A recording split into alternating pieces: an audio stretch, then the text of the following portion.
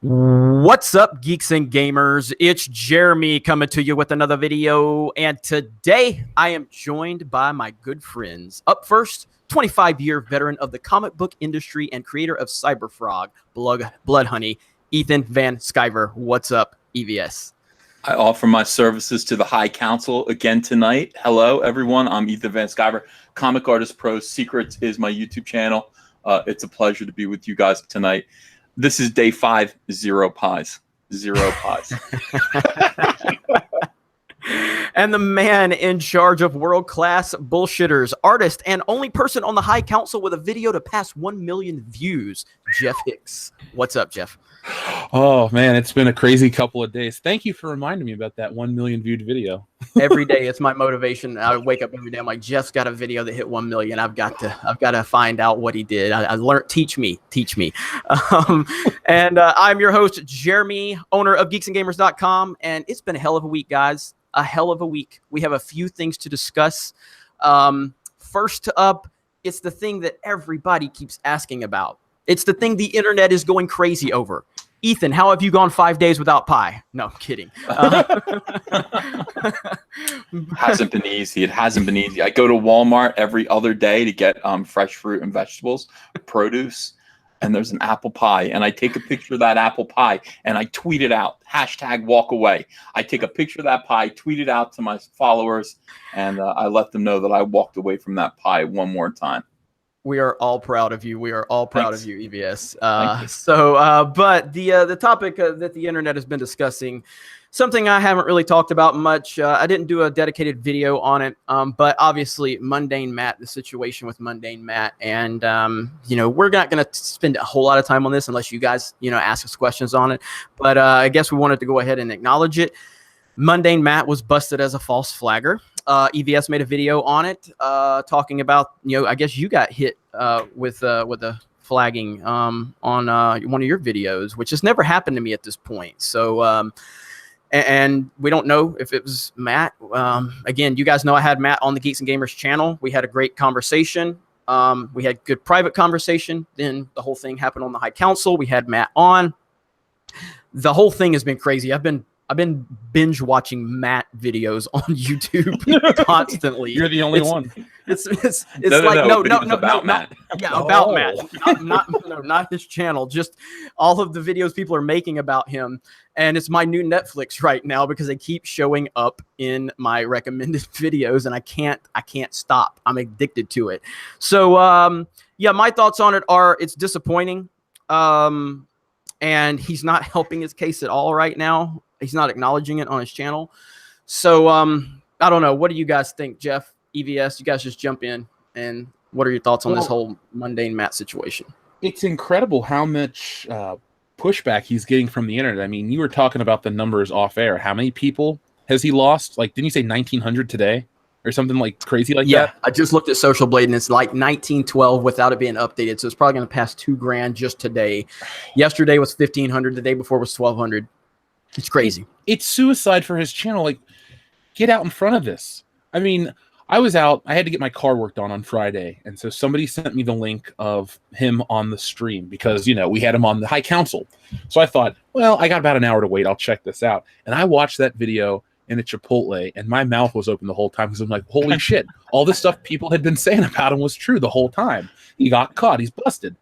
And I thought we had made peace with him on the High Council, and I thought everything was great. Yeah, it got a little preachy when he's like, I'm going to get counseling and all this stuff. But then it comes to find out when you hear that, he gave them the same pitch, and then it's a lie. So he lied to us. So personally, I'm a little hurt that it's like, we had you on. I thought we handled ourselves like gentlemen, all three of us. We didn't gang up on him. Nothing was said that we regret. And we took our time so we could respond to everybody fairly. And it was all one big fucking lie. So I'm just pissed off at the whole situation. I'm sorry. I just looked at the screen and I saw who drew that. Oh, that comes from a fan of World Class Bullshitters. His name is Curtis. I think it's Hammond or Hamenda because he's got. My God. He loves you, man. He loves you so much. He sends those all the time. He sent one of Cyberfrog with a trebuchet, and in the trebuchet, there's James Gunn and Mundane Matt. Do you want to see that one instead? No, I like the one of me. Wait, Okay. look at it again. All right, so what am I wearing? I got okay. Click on the screen, Jeremy. Click on his screen so only that shows up. Is that possible to do? Yeah. Okay. So first of all, that pie looks mean. Dude, I have never had a problem with a mean pie. Those socks. Yeah, the socks are what I was wondering about. I don't know why I'm wearing. I don't know why I'm wearing socks and sandals. I mean, is that old man? I got panties on. I got panties on. At least I got a nice shirt. I like the shirt. I got He elbow says why pads. you're wearing it. He says, quick lunchtime sketch. Are the panties going too far? Felt kind of gross drawing it. Also, is it just me or does he seem like that old guy who runs around in tube socks and sandals? I'm nothing like that. This is an outrage. This is absolutely an outrage. I can't. You have so much. What's the guy's name who drew this? Curtis. Curtis, you have so much talent. You have so much talent, and you use it breaking my heart. Why would you do that? Why would you exert yourself breaking my heart? Although that looks just like me. Oh my God, that is hilarious, like man. All right, let me get back to Mundane Matt for a second. Now, what Jeff said was right on. Jeff is exactly correct. Here's the thing about Mundane Matt. Mundane Matt gets caught in a trap like a rat. And then he apologizes. I apologize. I owe apologies to everyone. I apologize for this and that. I owe these people an apology. I am depressed. All right. Then he goes and he thinks about it for a little while. And he's got such an incredible ego. He's so arrogant. And he does not like Matt is someone that's like, he has zero shame. This is what I've garnered about. This is what I've gathered about Matt. Just from the short period that I've been looking at him interacting with other people. He has zero shame. So he's not ashamed of himself. He's not ashamed of what he's done. He's angry and embarrassed that he got called out. So he's going to now, you have two choices. You have two choices. After you've been humiliated by Medicare and the killing stream, you can either bow your head and just kind of keep your head down, disappear, or just quietly do your work, or you can do what Matt does, which is double down. So now Matt's attitude is, hey, they've already established I'm a false flagger. That's out of the way. I'm going to start flagging the hell out of these bitches. You guys are going to make fun of me crying. Get ready. Here come the false flags. And that's what he does. Now, do you guys remember the date that Matt was on our show? Yeah, 2 weeks ago. He was on the 31st of July. Okay, 31st of July. So somebody sent this over to me from Discord. This is Matt talking about me on the Discord over there. I guess I don't know what a Discord server is. I don't know why I can read it. I thought Discord was conversational, like talking. But can people type back and forth to each other? There's voice chat, there's typing, there's all kind of stuff. All right, he just said, he's sitting there talking about me. He's like, okay, so I thought maybe I was wrong about Ethan Van Sciver. Maybe I just didn't get it. So I watched his last video about Kathleen Kennedy. And this is a guy with 25 years experience in the comic book industry and actually says, quote, there is no plan for episode 9. All while, and because of his production knowledge, I'm assuming this is true, all while knowing they don't divulge those plans where they're still figuring them out. Production keeps their secrets close to their chest. Matt is the weirdest mofo on the face of the earth. Matt takes everything. Matt takes things that aren't literal. He takes them literal, and then he gets angry when he's looking for an excuse to get angry.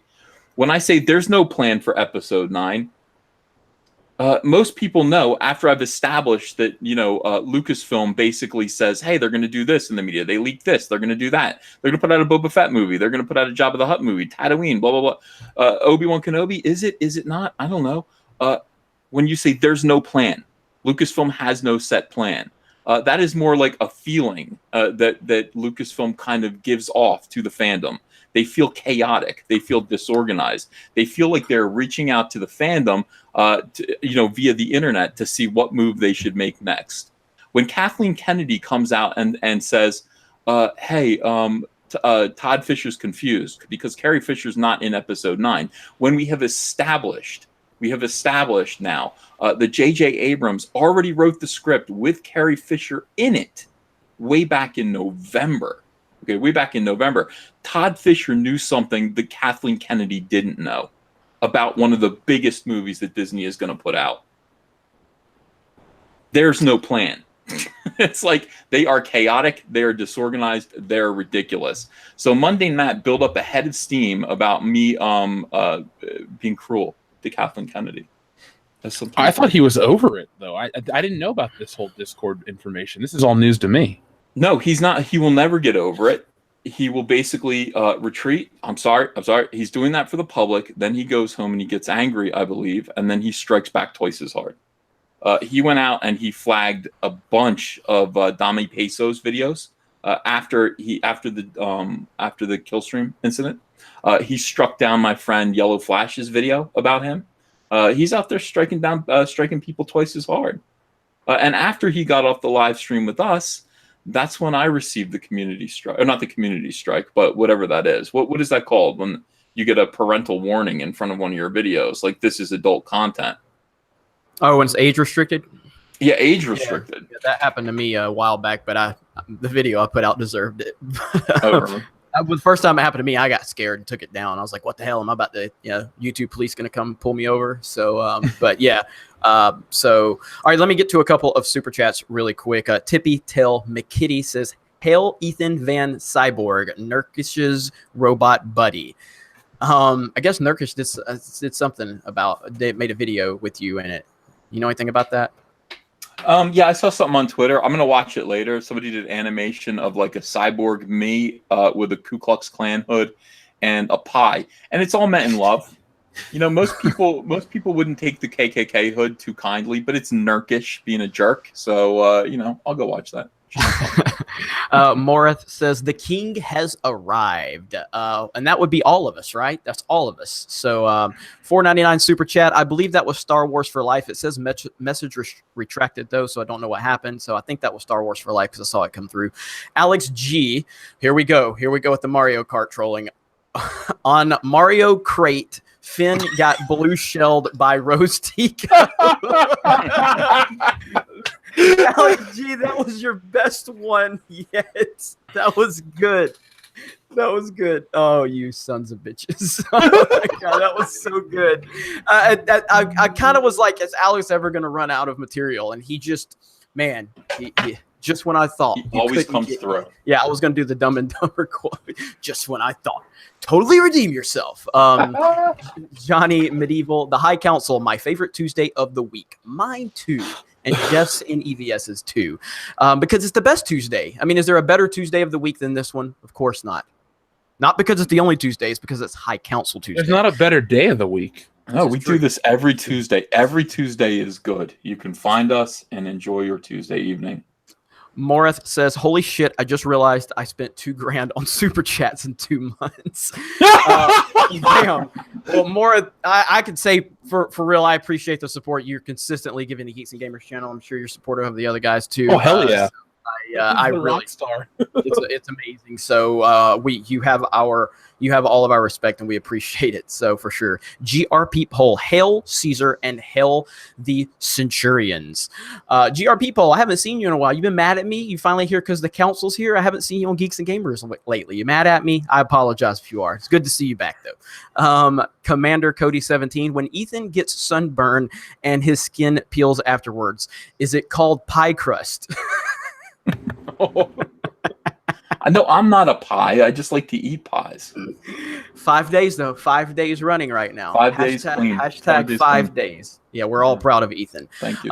Evil Lash 3373. Can we please banish he who shall not be named to the Phantom Zone and never talk about him again? Mall Cop Matt returned to his home planet. When EVS called him Mall Cop Matt, I died.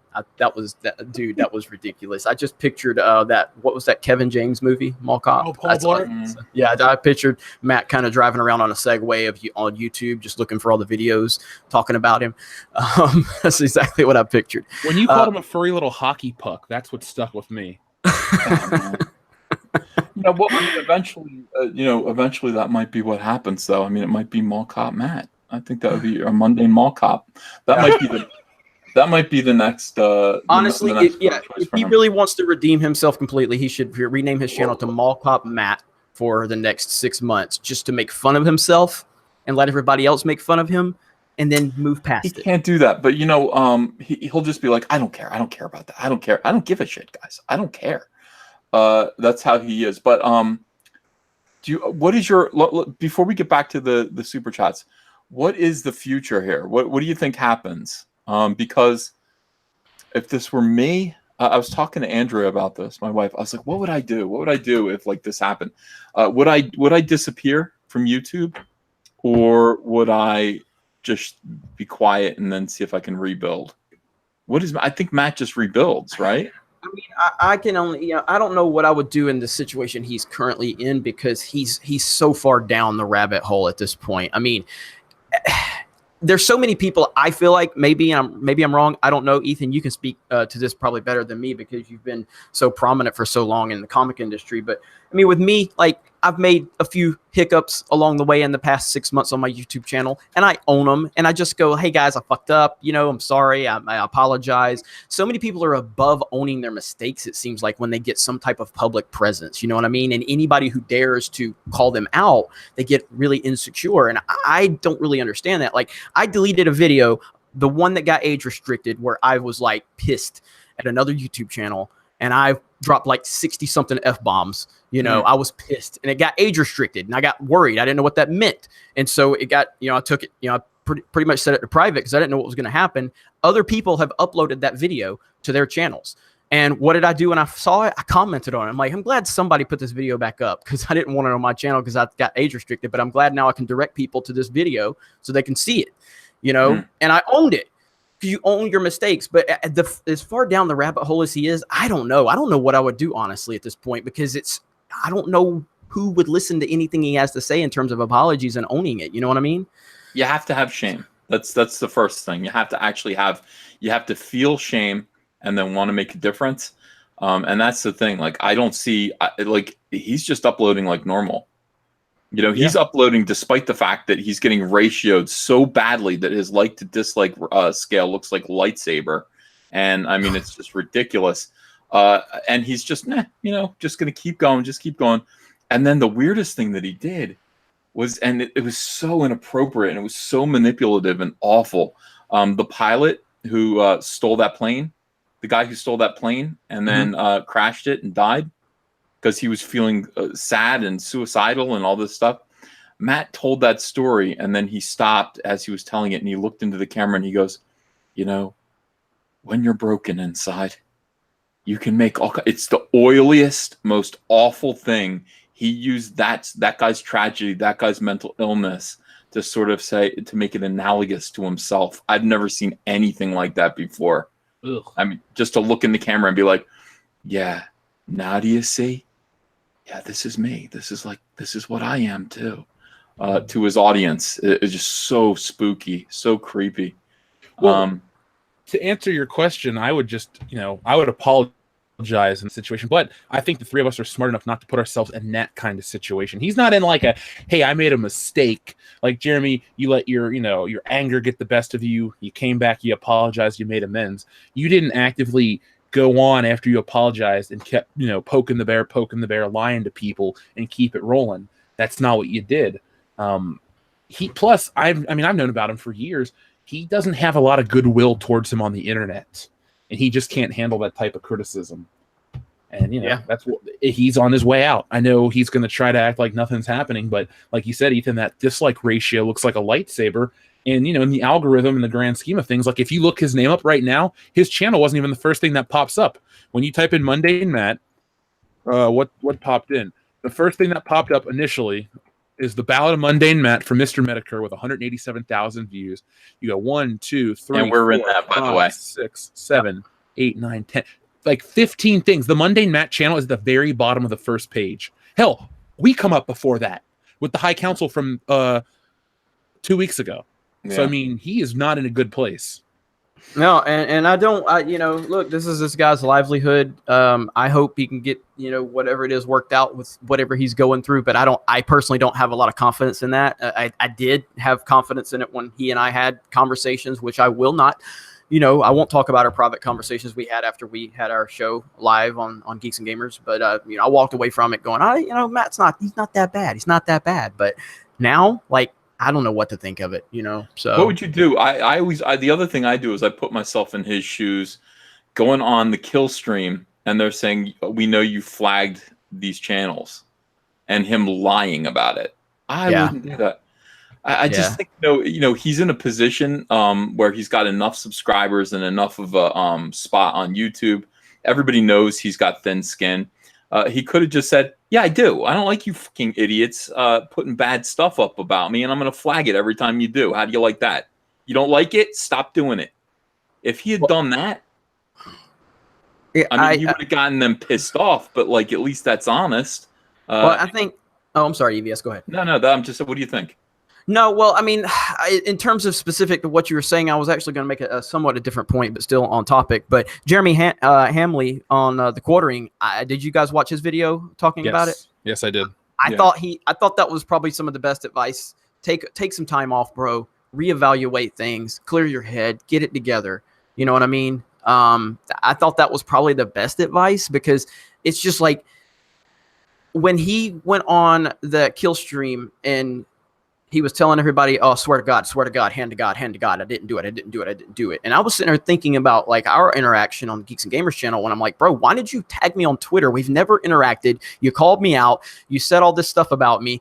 We have never communicated. Why did you say this? And I'm so sorry, man. I messed up. I apologize. And this, that, and the other, and then he said that same language with me, like, I swear to God, I'm sorry, this, that, and the other. And I just felt like I don't believe anything that comes out of this guy's mouth now. Yeah. You know what I mean? Like, I don't believe any of it. Nobody's seeking Matt out to be mean to him. He like actually seeked at least me. Well, I mean, it's like, well, me too. Like, he tagged me on Twitter. Like, I'd never had an interaction with him, and he just like, he was mad at. I made a video that got a ton of traction. Jeremy Johns, commented on my video, and then Jeremy Johns super chatted me, and everybody was talking about, oh shit, Jeremy Johns supported Geeks and Gamers and all this, and I guess he got mad at that attention because that's the video that he was mad about, that he tagged, and he's like, this guy lives in his own echo chamber or whatever he said. I'm like, bro, I just retweeted him. I said, Matt, your channel has been struggling. I suggest you pay more attention to that instead of mine. He's like, no, it's not. My channel's fine. But it's like, at the same time, it's like, here's what Matt basically did. Here's what I felt like he did. I felt like Matt knows his channel is hurting. He sees what's going on here. Apparently, he thinks he can bully me, and he can bully you, Jeremy. He was bullying you 2 weeks ago. If you go back and listen to that stream, him telling you what to do with your channel, and being all cocky and arrogant, and you're just like, what would make you happy? And he's like, well, first of all, he thought he could basically use our heads as rungs of a ladder to get back to where he was. As he watches us grow, he thought he could step on us to get back to some version of prominence. That's what he thought. I've never understood being jealous of other people being successful. Again, I've said this many times. Oh shit, Jeremy Johnson's in the chat. What's up, Jeremy? Thanks for watching. He said, holy shit, I heard my name.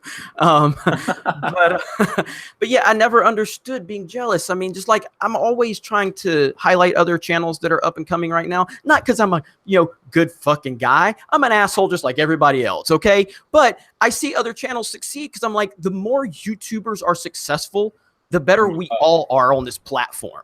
Definitely. All of us. Yep. So yeah, am I doing it because I like to help other channels? Sure. But I'm also doing it for most selfish reasons because I'm a person who wants to grow his own brand too. And if I can help other people in the process, then great. But I don't see the value of taking down other YouTubers. I think you're hurting the overall platform, and you're hurting your platform if you're attacking other YouTubers. That's why. Oh my God. People, like Matt, can you imagine if Matt was cool with us and just wanted to come on every now and then?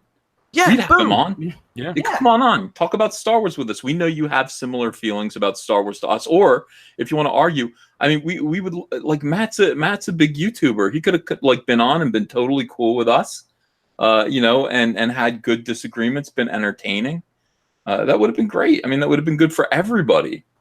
So I'm with you. My attitude is that I want everyone to succeed. When people are failing, it worries me. Other people failing doesn't make me happy. It makes me worried because I feel like, well, I'm going to be next. I hope to, it's like when I see other people doing really, really well, I feel like the industry is healthy and therefore, it's safe to proceed and go forward. I'd rather see everyone succeed, just like you, my friend Jeremy. Yeah. I mean, it's just I don't understand that thought process, and it's just it's that tunnel vision I feel like people have, and if other people are watching, if other people's channels are getting views and they're kind of within the same wheelhouse that we're in, then I'm going, okay, then that means people are interested, and that helps get me more educated to see, okay, what are people watching? What are they interested in? Okay, do I have interest in this topic and things like that? I see the quartering. They were like running neck and neck with us in subs like a few months ago, and then it exploded. And they're well over 120,000 subs now. You know what I mean? I sitting there going, that's just Jeremy Hamblin. Right. He figured it out. Right. Was I sitting there with my my arms crossed going, motherfucker? No, I was like, hell yeah, man. If he can do that, I can do that. And it motivates me. The more people are successful, the more it drives me to be more successful. If everybody else around me is struggling, then I'm like, this probably ain't a good platform. Maybe don't need to be here. But if I see other people around me growing and prospering, then that motivates me to go, there's an opportunity here. So let me just stop sitting around playing video games all day long and maybe stream that video game or maybe get online and cover this story. It's all about motivation. So anyway, that's my take on it. Yeah, I'm with you. I'm with you guys 100%. One thing I will say though, we used to talk about Mundane Matt Shill on my channel in the videos. And he must have been watching in the shadows, because if you notice when he was on last time, he was like, yeah, you called me a shill. I knew he was listening, and I kept saying to see if I could get his attention, because I knew that he was it was rumored that he did this shit. So I was like, like I told you earlier, Jeremy, when you're in the process of growing your channel, you have hurdles, but you don't want to, put a hurdle in front of yourself intentionally. And, with a reputation like that, you got to play it smart. And, instead of me calling him a shill and saying what I had to say, he kind of just showed himself to be worse off than anything I could have ever put in a video. Plus, I really don't want to tear somebody down. When I told him, you're a father, you're this, you're that, I really don't take pleasure in watching somebody burn. I meant it. And at the end of it, it was all just a big fucking lie. Yep. And by the way, chat, Jeremy Johns has definitely got an open invitation if he wants to join the council. He shoot me a we'll be on World Class next week. But Jeremy at geeksandgamers.com. You can shoot me an email if you're interested. Obviously, and that'd be cool. So, and Jeremy's been really cool, man, and I've always appreciated his support. Always been a big fan of his channel for years. So even if he didn't like Interstellar in the beginning, but he and I already talked about that. We're good now. We got it. We put it behind us. All right, let me read some of these super chats. Let me see where the hell. Oh God, there's so many. And I'm trying to catch back up to where we were. Okay, Michael Dialer says, Mundane Matt sucks at Mario Kart with a Q. Jedi Rider, hey guys, what did I miss? We've just been talking. Yeah, we've been talking about. Well, hang on. Look at the screen. That's what you've missed right there. You've missed EVS fighting a pie in his panties with tube socks. Yeah, with tube socks. And that's the funniest picture ever. I should just leave that on for the rest of the show. That looks just like me too. That really, he got me. He even got my build. That is me. Well, that's the guy that drew our fan art last week, where you were eating the pie and Jeremy was playing Mario Kart and I was in the background. It all comes from Curtis Hammond. That dude is like the best fan artist out there. Last one. Yeah, okay. I was like, are there two people out there that can draw me that well? Oh my God. No, this dude, like I told you, man, he's got one with James Gunn and Mundane Matt and the Trebuchet. Like, if you want to check these out, guys, go to the World Class Bullshitters fan page. He posts this fan art all the time. People love it over there. Curtis is the man. He's got my nose wrong. Curtis, it's not a slope. That's the Bob Hope nose. I'll send you a picture of my nose. Get it right next time. R. Kelly says, have you guys watched the 2010 documentary, The People versus George Lucas? It gave me closure about Disney Star Wars, even though it's before the takeover. Absolutely watched that. Fascinating documentary. I'm sure, have you guys, I know you have, Jeff. Ethan, have you seen that? No. You haven't. You need to check that out. It's really fascinating stuff. It used to be on Netflix. I don't think it's on Netflix anymore, though. Yeah. I don't think so. So I had to get a swig of water for the working man. So what's up, Anna? Anna, see you in the chat. Hello. Jesse James, is the pie a metaphor for a pussy with teeth? Laughing my ass off. Well, if it is, I'm game. Look at me. The click commander, Ethan Van Skyver. All right. Governor Tarkin says Matt has to be related to Craig KK. Maybe. Proper Jeremy now has a YouTube account and a Twitter account. The other day, Proper Jeremy tweeted me doing what Proper Jeremy should be doing. And I don't know who runs this account, but they tweeted me and they were like, Jeremy's very improper. His language is terrible. He's very offensive. He hates women. All the stuff that the Proper Jeremy parody account should say. Somebody reported the account. They're like, we're not going to deal with you talking about Jeremy like this. I'm like, bro, I'm retweeting it because it's funny. It's all good. There's like 7 parody accounts about me right now. I can't even keep up. So Proper Jeremy said, you are all very offensive, but EVS is the worst. Why? So let me read that in Proper Jeremy. You are all very offensive, but EVS is the worst. He is doing terrible things to the comic industry, showing that individual creators can prosper without the man holding them down. We need the man to determine what you read and what you are looking into, because you need diversity in your life, because Cyberfrog is against you. Cyberfrog is not here for you. We need more diversity in Cyberfrog. You sound like the principal kind of villain in a Twisted Sister video from the 80s. Like, this is when I get up on my desk like, we don't need you. I want to rock. And then bust out a guitar. Start drawing Cyberfrog, making money. OJ Martinez, love EVS's use of word mofo. Yes, definitely. You can't get demonetized for saying mofo. Can't do it. Probably everything else we've said, but not mofo. Fanaheim, we should boycott episode 9 the way we did Solo. Well, I think you guys know this. We have never called for a boycott, never supported a boycott. What I am in favor of, and I'm pretty sure both of the members of the High Council agree with me, is we're for individuals making their own opinions, and we're going to stand by that opinion regardless of what it is. If you want to support something, that's your money, you're right. And if you don't want to support it, that's your money and you're right. What the SJWs do is they think they should determine what you do with your money.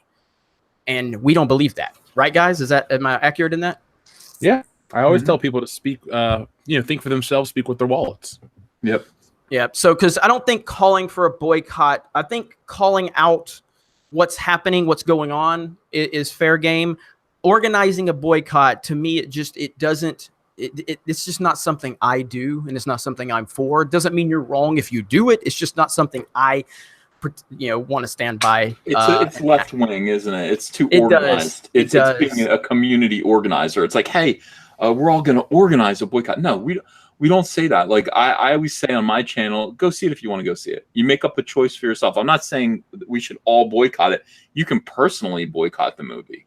You can personally decide that you're not going to see it until you can see it for free somehow. And that's your personal choice. But I mean, I don't think we at the High Council want to be flagged with this whole weirdo boycott thing. Not because we think that this movie deserves your money. It's because it's so left wing, dude. It's like far extreme left wing SJW Antifa bullshit. That is not what we're about. Yeah, I mean, I've said it before when people, when the channel first started taking off, they're like, Jeremy, you should boycott Star Wars. You should boycott Disney. I'm like, I'm not boycotting Disney. I'll be at Disney World later this year. And if I go boycott Disney and then I'm posting pictures on Instagram of me at Disney World, they're like, this guy's a fucking hypocrite. Like, I'm not putting myself I gotta in that see you with mouse ears. Yeah. Front of the castle. I've got some Toy Story mouse ears. And trust me, the ladies are all over me when I'm wearing the mouse ears at Disney World. I'm just saying. But yeah, but you have your right to do whatever you want with your money, and we're going to stand by you. So let's see. Silva Lucia says, Proper Jeremy hates pie. It's far too uncouth. And Silva Lucia wants to be the Geeks and Gamers mascot. So we're currently in negotiations on that. Michael Blackson says, what would each of your pictures be for the B&W trilogy? B&W? Oh, Benhoff and Weiss, the Game of Thrones guys. Oh, pitches, not pictures, if I could read. Oh, sorry, let me bring Proper Jeremy here. What would each of your pitches be for the Benioff and Weiss trilogy, brought to you by Proper Jeremy. All right, I'm back. I mean, I sound like the voice of CNN. This is CNN. All right, so I definitely, this is the popular answer, Old Republic era. I think everybody kind of wants them to do that based on what they've done because they're the showrunners for Game of Thrones. So I would like to see an Old Republic era style from them. Thoughts, guys? Mm-hmm. There's this thing called the Great. Oh, go ahead. I was going to say, Jeff. I don't know if you talked about the Great Hyperspace. We had a fan hangout last week. This EU discussion. I think that was part 2. They were talking about this thing called the Great Hyperspace War, and it seemed like a pretty big epic battle. So if you guys want to check that out on Wikipedia, Great Hyperspace War. That's what I'd like to see. Just some balls out, crazy action that we've never seen in the realm of Star Wars before. Okay. Yeah, and I know, Jeff, I know you haven't watched Game of Thrones. I heard you and Mahler and Dishonored Wolf, which yes, if you want to go over to World Class Bullshitters, and they're closing in on 70,000 subs, by the way. If you want to go over there, they had a great live stream with Mahler and Dishonored Wolf, and I'm sure most of you are familiar with those guys. They're awesome. So I think you guys went like 3.5 hours, something like that. So. And it would have kept going had I not had to use the bathroom and eat dinner like a person. So yeah, it's great to have those guys on. I'm sure at some point we can get them on the High Council since you have connections to them. So that I do. Yeah, those guys are awesome. So, all right, creepy little book. I've discovered a conspiracy to take down SJW Star Wars. At the top of the pyramid, the High Council fight on good and true men of fandom. The Fandom Menace is right. That's right. The Fandom Menace. Makani 90, can we please make SJW Jeremy official like Proper Jeremy after this morning's video? There were so many versions of Jeremy that came out in that video where I was making fun of the SJWs whining about the new Doom Eternal gameplay. And I'll work on it. At this point, I'm losing track of my true personality because I'm inventing so many parody accounts for all of you, but I'll work on it. The SJW Jeremy was pretty good. I can't even think of how to say it right now. I'll have to listen back to that video because I don't think about these things in advance. Richard Zavala, hey guys, love you. Who would win, Boba versus Predator? Predator. Look at Sarlacc pit. Yeah, I'd go with Predator. Plus, he's got that nuke on him too. He could just take them both out if he had to. Yeah, definitely. So that was kind of a clean sweep right there. So Midnight Cherry TV, heard Matt got hired as Ryan's wife's bodyguard. Oh my God. He's a stocky 5'9", so ideal for bodyguarding. Darth Catter says, I'm tired of them putting chemicals in the water that turn the cybernetic frogs gay.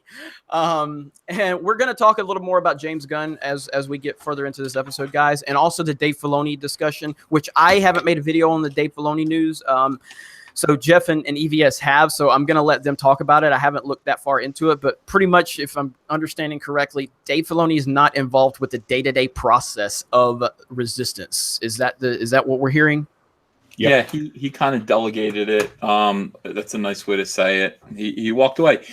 He said that he's just kind of moving on to other things. It's sad. In a way, it's sad. It could also mean that this is a hope against hope, but it could also mean that he is getting ready to assume more responsibility. That's what I was about to say. So on one hand, I wasn't even that interested in Resistance to begin with, but now knowing that he's just going to be loosely, involved with the creative process makes me even more, just doubting that the show is going to be worth a damn. But it could be a glimpse into the future. So I don't know. What do you think, Jeff? We talked about it this morning on Good Morning Pop Culture. I wasn't interested in the original pitch or the initial press release they put out about a racing boy and all this other shit.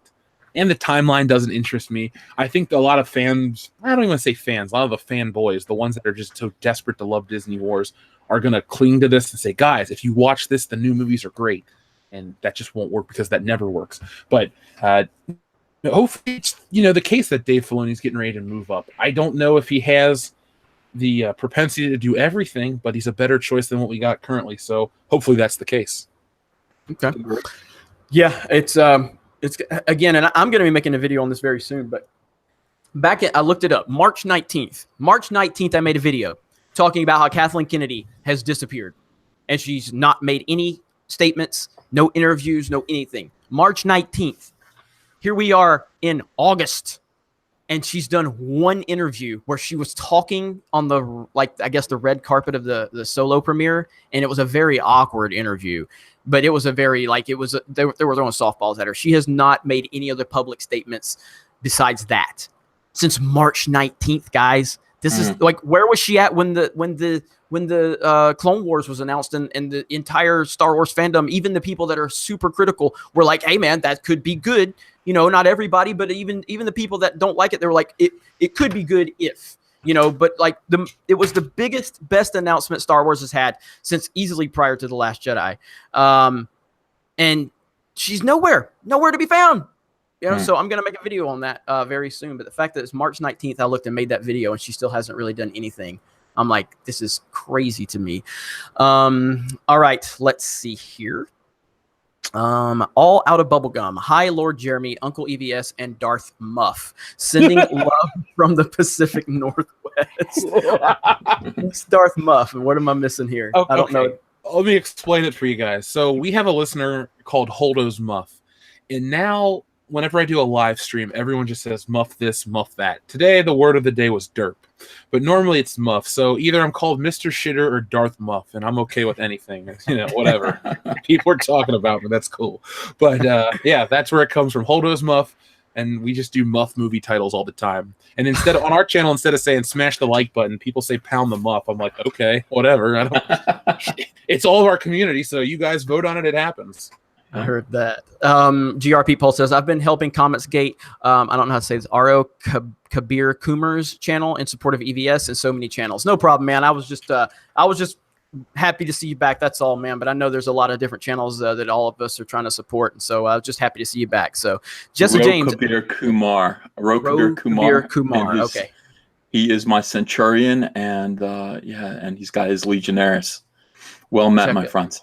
Check out that channel. Is that his channel? That's the name of his channel? Ro Kabir Kumar. Yeah. Okay. Yeah. We act like Comicsgate is ancient Rome, and I'm Caesar, I guess. It's interesting. Fun. Jesse James, episode 9, Darth Douchebag Matt Strikes Back. Ugh. Mega Jetty, good news, Jeremy. I didn't overspend, and I made too many, but let's see, I made too many transactions. 15 is the limit. I'll have to dial down on Super Chat, but I'll still chat. Mega Jetty 1, you know how much I appreciate your support. And I know the other day when I was live streaming, and it was hard for me to see your comments because you couldn't Super Chat, so I apologize for that. But I'm literally reading the comments, and I'm looking at the Super Chat at the same time. So I see everything you guys are saying. We all appreciate all of the support. And so, yeah, thank you, Mega Jetty. Party Elm Civi, Lords of the High Council, hail and good day. It seems Matt was a blessing in disguise. Medicor, Rags, and others speak on his fight with you. Mezzeltov. Let's see, who are these people? I don't know who these are. Medicor is the big one. That's the big one that did the video. So that's the first time I've seen his channel. Now, he was the main guy on the kill stream, right? It was talking. Well, he's Medicor. He's kind of the Elvis Presley of Gamergate. I don't know how else to describe him. He's the coolest guy in Gamergate. Honestly, he makes great videos. He is sharp and on point. He seems to have like a 160 IQ. Yeah, he's very sharp. Very, very sharp. I wouldn't want to get on his bad side, but he made like a great bunch of videos. If you go to Mr. Medicor, you'll find a bunch of his videos, and he made the ultimate video about Mall Cop Matt, which I think usually his videos are career ending. So well, I can see why. I mean, today I saw that the Ballad of Mundane Matt today, and that's the first time I've ever. And I may have seen his videos before, but that's the first time I've really gotten, familiar with him. And I listened to him like, this dude is sharp. You know what I mean? This guy is on point. So, yeah, and not someone I guess you want to get on their bad side. So, apparently. So, all right, where are we at here? Nicholas Glenn. Campia said the James Gunn picks are a non-story, and anyone that uses the term SJW are idiots. He said, what's wrong with people fighting for equality? Fuck John Campia. I gave him a $15 super chat today. Did he respond to you? Yeah, he did. He did. I asked him I was like, I'm going to go in there. I'm going to be a normal fan. He's doing his movie discussion. People saw me in there. They're like, that's a fake Uncle Ethan. That's not the real. I'm like, no, it's me. It's me. And I just listened to him go off. Somebody asked him a question, 2 questions before mine, about, if he likes The Last Jedi. And he went off with a passionate defense of Luke Skywalker in The Last Jedi. Passionate. About why it was perfect, that made complete sense for Luke Skywalker to behave that way because of this, and this, et cetera, et cetera. And I just went, and then he started talking about how Solo was great too. And I just asked him a simple question. I asked him what his favorite shark movie was, but that was it. And by the way, his favorite shark movie sucked. It was Deep Blue Sea. I was like, what? I said, other than credibility Jaws. lost. Yeah, other than Jaws, what's your favorite shark movie? And he was just like Deep Blue Sea, and I was like, you don't know very many shark movies. Like I have a lot of shark movies. Yeah. Anyway, so Campia. Yeah, I mean, you guys know. Again, it falls into like I'm not trying to get into stuff with other YouTubers. Campia, I used to be a huge fan of John Campia all the way back to the early AMC days. I specifically at Star Wars Celebration last year, wanted to find him and shake his hand, and I met Jeremy Johns at Celebration and Christian Harloff, and so, but yeah, with what all's going on with him lately, I just, it's whatever, man. He and I got into it on Twitter because he called me a liar when I used. Did he really? I like John Campia. I'm just spending a little time with him. I completely disagree with him. But I mean, I like the fact that he's passionate about movies. I kind of like him. I wasn't sure about him before, but I watched his show. Even though I was shocked, Jeremy, I was shocked that he said Deep Blue Sea when I said, "What's your favorite shark movie?" That is the dumbest shark movie. Even though he said that, and even though his defense of Luke Skywalker in The Last Jedi was vomit-inducing. I mean, seriously, it was like it served as an emetic. I projectile vomited all over my Funko Pop Tico. I don't know. I had something about him. I like him. I like John. I like Uncle John. Yeah, what he did with AMC Collider and all that, I highly respect it. It motivated me to do a lot of the things I've done with Geeks and Gamers, and I'm never going to take that credit from him, no matter how much I disagree with what he's saying or whatever. And look, sometimes Twitter can be overwhelming. I have I have 6,000 followers, Ethan, you've got like 30, 40 or whatever. And Campia's got almost 100 or whatever. And so maybe, he just read it. I read stuff really quick all the time. So whatever, man. I don't have any ill will towards him. I wish him to continue doing the best. I respect everything he's done, but I just highly disagree with a lot of the things he's saying right now. Me too. And the whole fighting for equality bullshit line, that's just such a cop-out. Look at my fucking channel. Look at my fucking channel. I've got people from all races, all genders, all political opinions, and John Campia has one fucking white guy on his channel, but he's for equality. Okay. Nobody is against equality. Nobody that matters is against equality. It doesn't make you a good person to say you're for equality. Everybody who has a real platform and a real voice in this world doesn't have a problem with equality. Are there but you know what? You can say that. Why don't we just start saying that? Why don't we just start saying, if you say, but I'm for equality, that means the other person isn't. I'm going to start saying that. Yeah, it's so stupid. I'm going to be we here at Comic Artist Pro Secrets, unlike some of these other pro Star Wars Lucasfilm channels, we're for equality. We're for equality. We just want people to be equal. What's so wrong with that? It's every video, what I'm going to do, I'm going to go, hi, I'm Jeremy. I'm the owner of geeksandgamers.com, and my community manager is a lesbian who voted against Trump because I'm a good guy who puts lesbians in power, and I have a black person too. Why the fuck do I need to highlight that all the time? People that highlight that shit, I've told Siobhan that many times, because she's a very, very outspoken, LGBT. Do I need to prop her out every fucking day and be like, hey, look at my lesbian, because I'm for equality? No, that's treating people like they're a fucking quote, circus animal. Look at my lesbian, unquote.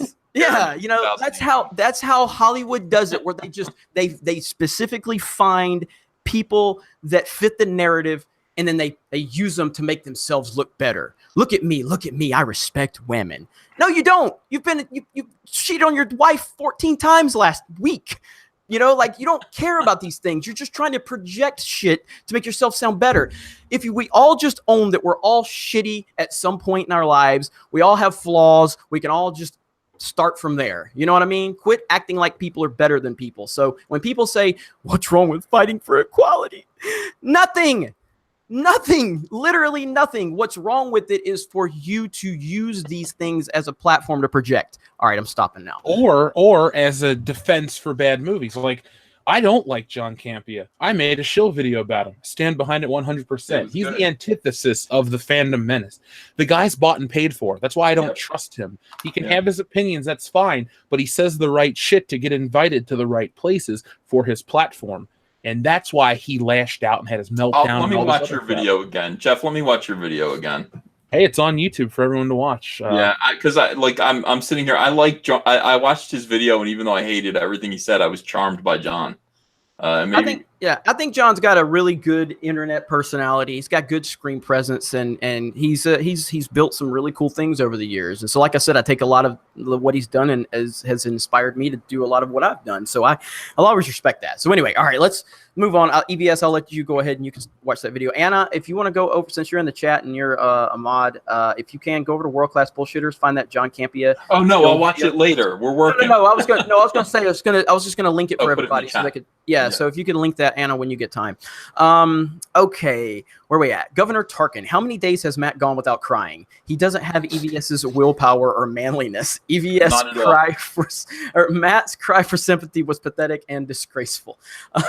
Yeah, I agree. Well, absolutely. Look, all I know is EVS's willpower against pies is much stronger than Matt's against tears. That's all I'm gonna say. So that's evident.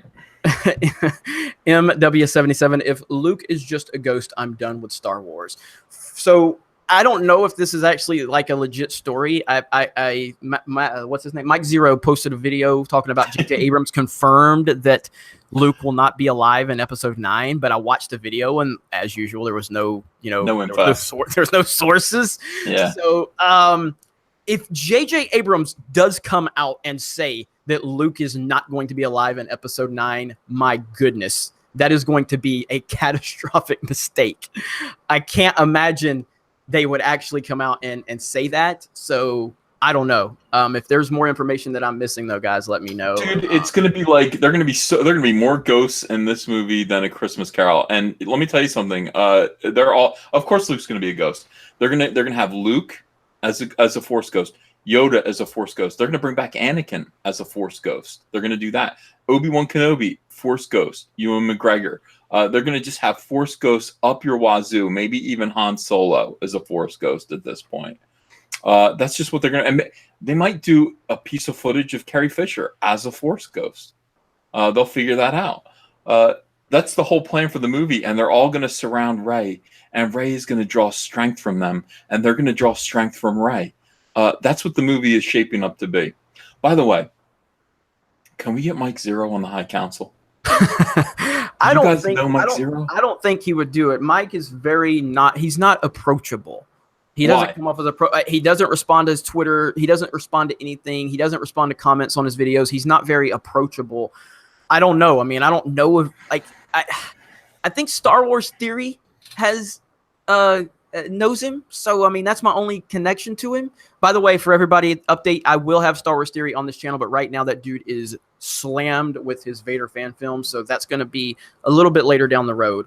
So I know everybody keeps asking me about the chat is going nuts for Mike Zero. Dude, okay, here's the thing. If I will do what I can to get in contact with Mike Zero, and I'll do my best. So I can't make any promises, but if you guys tell him we've got Mike channel, 1 through 3 here, and we need Mike Zero. We need the complete set. I'm becoming a big fan of Mike Zero too. Ever since I watch all these Star Wars channels now, Hello Greedo is awesome. These are all people that we disagree with, but Mike Zero he's just got the dartboard behind him, the backward baseball cap. Literally the same intro and outro every time. It's fantastic. It's fantastic. Wonderful. And I don't believe a word he says, but boy, I like Mike Zero. I like his whole persona. I like everything he's doing. So I want to get him on the show with us.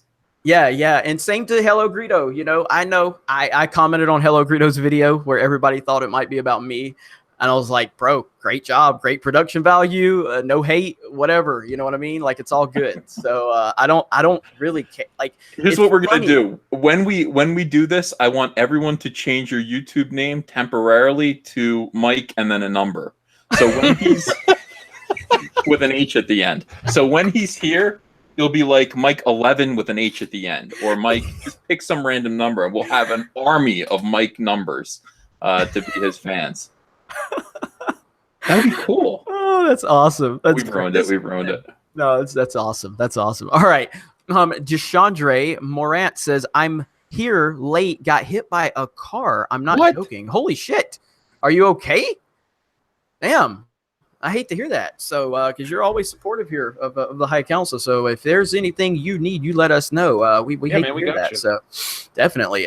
Bucky Pertle says, can't lead him to water and expect him to drink. LOL. John Matrix, know any hot droids? Asking for Pando Lando. Love the show as always, guys. Well, Lando's in the chat. And Lando commented over to Mike Zero, and he typed out 0, and he says Mike has 0 sources. All right, where are we at? Nathan, I bet this gets flagged. Stay away from him. It is what it is. I don't think we've said anything that could actually it may get flagged, but actually taken down. We'll see. We'll see what happens. OZ Vander, Matt should be ashamed for him of himself for stealing Woody from the garage sale. What? He does look just like him. Oh, got it. I got it. Took me a second. By the way, Medicare just posted a meme. Medicare just posted a meme, and he just put "yikes," and it's a picture of Mike's Monday and Matt's Social Blade. On Thursday, -95. These are his subs peeling off. Friday, 301. Saturday, he's lost 654. Sunday, he lost 1,283. Monday, he lost an additional 1,752. And so far today, he lost 2,048 and counting subscribers. He's absolutely hemorrhaging subs now. Oh, geez, I'm looking at it right now. I love the face on it. And secondly, god damn, those numbers. Yeah, I'd be panicking. What's tomorrow going to hold? Did you get a cool 5,000 drop-off? Oof. Well, according to momentum is building. So, man, I want to, like I said to you, like, how long is it going to take till he drops below our numbers? That'd be funny. Like, I wanted to get the 100,000 plaque again, all over again. We'll get 2 of them. We'll go back down underneath it and then come back hopefully above it again. Crazy. All right, Turbo Donk says, Ethan, you should sell stunt foot tube socks. They go great with sandals and are available in an exclusive color, BA orange. Not for running. Starts to excess of 100 yards. Oh, BA orange. That's funny. No, is that badass orange? Is that what it is? No. There's a guy named B. Allen Orange who writes for Movie Web, and he constantly trolls me. Every one of his articles mentions me somehow. I don't wear tube socks. I don't. I'm putting it back up right there. Boom. There you go. I mean, there we are. This is not accurate. Thank you, Curtis. You've made the High Council a much happier place. All right. Star Wars philosophy. Morning from Australia. World class, Jer, and Fatty. Ouch. Fuck. Ouch. Oh, wait, I'm Fatty? What the I was thinking it could have been either of those guys. I'm like, yeah, world class. Wait, world class. That's Jeff. Jared, that's not me. Fatty. Oh man. Escape World Show. Yo, how are you, my friend? You guys rock. More Tico. EVS, more Tico. We're getting the requests. Okay. When there's Tico news, I'll be the first to launch it. The minute J.J. Abrams posts Tico in her new costume, whatever she looks like from episode 9, I will never stop talking about it and posting it. Ever. Can't wait. I'm calling a mohawk and a scar. Oh my god. No, I think she's going to be a Sith, dressed all in black with a pink lightsaber, and I'm going to be like, oh my god, yes. Raincoat Liquor. Forget Matt. Can you talk about I'm assuming you meant to spell it this way, so I'm gonna read it this way. Greeks and Gamers, the channel devoted to hairy, profusely sweaty European men live streaming Mario Kart. I can't wait to live stream some more Mario Kart. It's going to happen soon. I know. I'll stay so busy, and I would love just to sit down and play Mario Kart and hear you guys, because I can't worry about monetizing those videos because Nintendo won't allow it. So I can just fucking cuss and scream and yell and rage like you have to when you play Mario Kart. So Star Wars for life. Hi, Jeremy. Hi, Jeff. And hi, Uncle Ethan. I'm wearing your Tico panties and eating a cherry pie in your name. Boom. Oh, thank you. There we go. EVS just, man, got the chat, got everybody worked up on that one now. So jealous. Michael Dylor says, can EVS please change his name into Ethan Van Piver? Oh, that would be gold. Ethan Van Piver. Yeah, Eaton Man Piver. Sure. Jedi Rider, do you guys know that Jeff is now called Darth Muff? Well, we were just prepped on that just a few super chats ago, so that's good. That's good stuff. I should make a T-shirt of that and wear it to a Star Wars Celebration. That way, everyone can figure out who I am. Jedi Rider, never mind. That's the next one. Tony Clark, fuck it. Darth Trollius is calling for a soycott.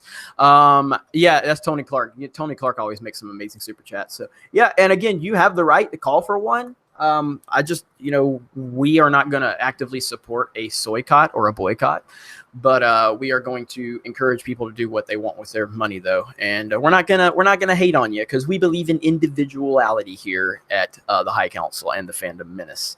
Jeremy Gow, Malcop Matt da da da da da da da da, Malcop Matt da da da da da da da da da da da da da. Tonight's guest star Matt Jarbo as the flagger. Same Malcop time, same Malcott channel. There's a rumor that he blocked the word flag from his comment section. Really? Yeah, I heard that rumor. Yikes. Man. All right. I just lost my chat again. It started jumping around on me. Okay. Mega Jetty, since watching Cobra Kai, I will sing and yell, "We're Not Gonna Take It" by Twisted Sister at Lucasfilm at the top of my lungs. That'll send a message. Ivan made a video about that song in reference to Lucasfilm. So the great minds think alike. Edward Coleman, super chats are like drugs. You don't know how much you screwed up until your wife brings in the bank statement and told her it's a tax write-off. Billy Ritchie, Star Wars, the Derpy War Saga. Bagel Goose, Caesar, the Legion is looking to commission an original art piece. Bagel Goose, Cecil, hello, how are you? Why don't you ever return our phone calls anymore? I tried to bring. No, I don't. I tried to send him. The other night, Bagel Goose super chatted one of my live streams, and I sent Cecil an invite, and he said he was busy or whatever. But I was telling everybody he was mad at me, and so. But yeah, let's. And we've still got more super chats I'm going to get to, but I did want to get into, because it's on the Geeks and Gamers channel. I've been covering this topic all week. So James Gunn. So. EVS, you did a video late last night about, like, is this a story? Is there another story going around that they're still considering rehiring this guy? Oh man, the SJWs on Twitter are all over me. They're all over me. Like, they're blaming me. They think that I'm the one who got him fired, and they think that I have the power just by agreeing with them to get him his job back. And I keep suggesting to them that it's like, just because I agree with what Disney did, doesn't mean that you should be making your arguments to me. If you want to see James Gunn get rehired, go talk to Disney about it. I can do absolutely nothing but maybe laugh at you, or maybe ignore you. One of the two things. I do believe James Gunn was fired for good cause, for absolutely good cause. He spooks me out. And by the way, I had somebody on. I had Doug TenNapel from Earthworm Jim on one of my live streams the other night, and he has been all over Hollywood. He knows people who know James Gunn, and he said to me, he said, I don't think James Gunn is a pedophile. He's like, but I think he knows them. And let me tell you something. Everyone in Hollywood talks like that. They all talk like that. They all make racist jokes. They all make creepy pedophile jokes. That's just kind of how they are. They're really, really corrupt when they're, by themselves. That's what extreme power and a lot of money does to you. You think you're untouchable and you can talk like that. So anyway, these people were the SJWs on Twitter were talking about how he's going to get his job back. He needs to get his job back. So I just did a quick search on, just to update and find out what was going on. And I found one single article from AV Club that basically said, hey, he might get his job back. And it was from like 2 days ago. He might get his job back. They're in this. Marvel is putting a lot of pressure on Disney. Can you imagine Marvel Comics telling Disney what to do? Can you imagine Marvel giving anyone advice about who to hire or what to do? I mean, these people, Marvel Comics hires James Gunn types by the gross. Like, don't listen. Hey, Disney. Hey, it's your Uncle Ethan. Disney. Over here, eye to eye. Don't listen to Marvel. They're a bad influence. They're bad kids. They're a bad kid. Don't listen to them. Listen to me. You did the right thing. You haven't done. Okay, firing James Gunn was the first correct thing that you did since hiring Dick Van Dyke and telling him to learn a Cockney accent way back in 1962. It was the first smart thing that Disney ever did in that long. You've had a long string of dumb decisions, but this was smart. Don't let Marvel screw you up and throw you off the path. Keep them. So anyway, I read the article and made a video that just said James Gunn getting rehired ? But James Gunn rehired ? And then I posted it on Twitter just to troll these people. This is the video I never thought I was going to have to make. James Gunn rehired, and they all got excited. But alas, it was just some nerds. Yeah. And I've been covering this story a lot here on the Geeks and Gamers channel. And one thing that continues to come up is people are saying, Jeremy, you're being hypocritical. You get mad at SJWs for being outraged, but yet you're outraged over James Gunn. First of all, and they're talking about free speech and all that. First of all, James Gunn has not been silenced. James Gunn still has a platform. James Gunn can still do whatever he wants in his life. But when you work for a company that has a family-friendly image, and they decide that you have done something either in your past or your present that has affected their business model, they have the right to terminate your contract. That is the world we all live in. And at that point in time, and James Gunn is a he was a big player at Marvel. So he had to do something incredibly horrible to affect his standing. And he did in the eyes of Alan Horn, who is the number 2 guy at the Walt Disney Company. I never called for him to necessarily be fired before he was fired. What I said was that Disney needs to take a hard look at this because this is not good for them. And if Disney would have determined that maybe you suspend him, maybe you tell him to take some time off, whatever their decision was, I can't tell a business what to do. I would have supported that. So you're watching Mike Zero right now. Sorry. So whatever Disney decided to do was fine with me. But they chose to fire him. And I thought that it was justified. Doesn't mean I'm right. Doesn't mean I'm wrong. But I do not think that James Gunn should be Alex Jones. I don't think he should lose his Twitter account. I don't think he should lose his Facebook account. I don't think he should lose any businesses he has. He has the right to do whatever he wants. Do I think he should be investigated based on what we have seen? Absolutely. But if he doesn't, that's up to the authorities, not me. Just my opinion. But this is not going to free speech. Free speech does not mean it doesn't mean freedom of consequences. And that's what a lot of people don't understand.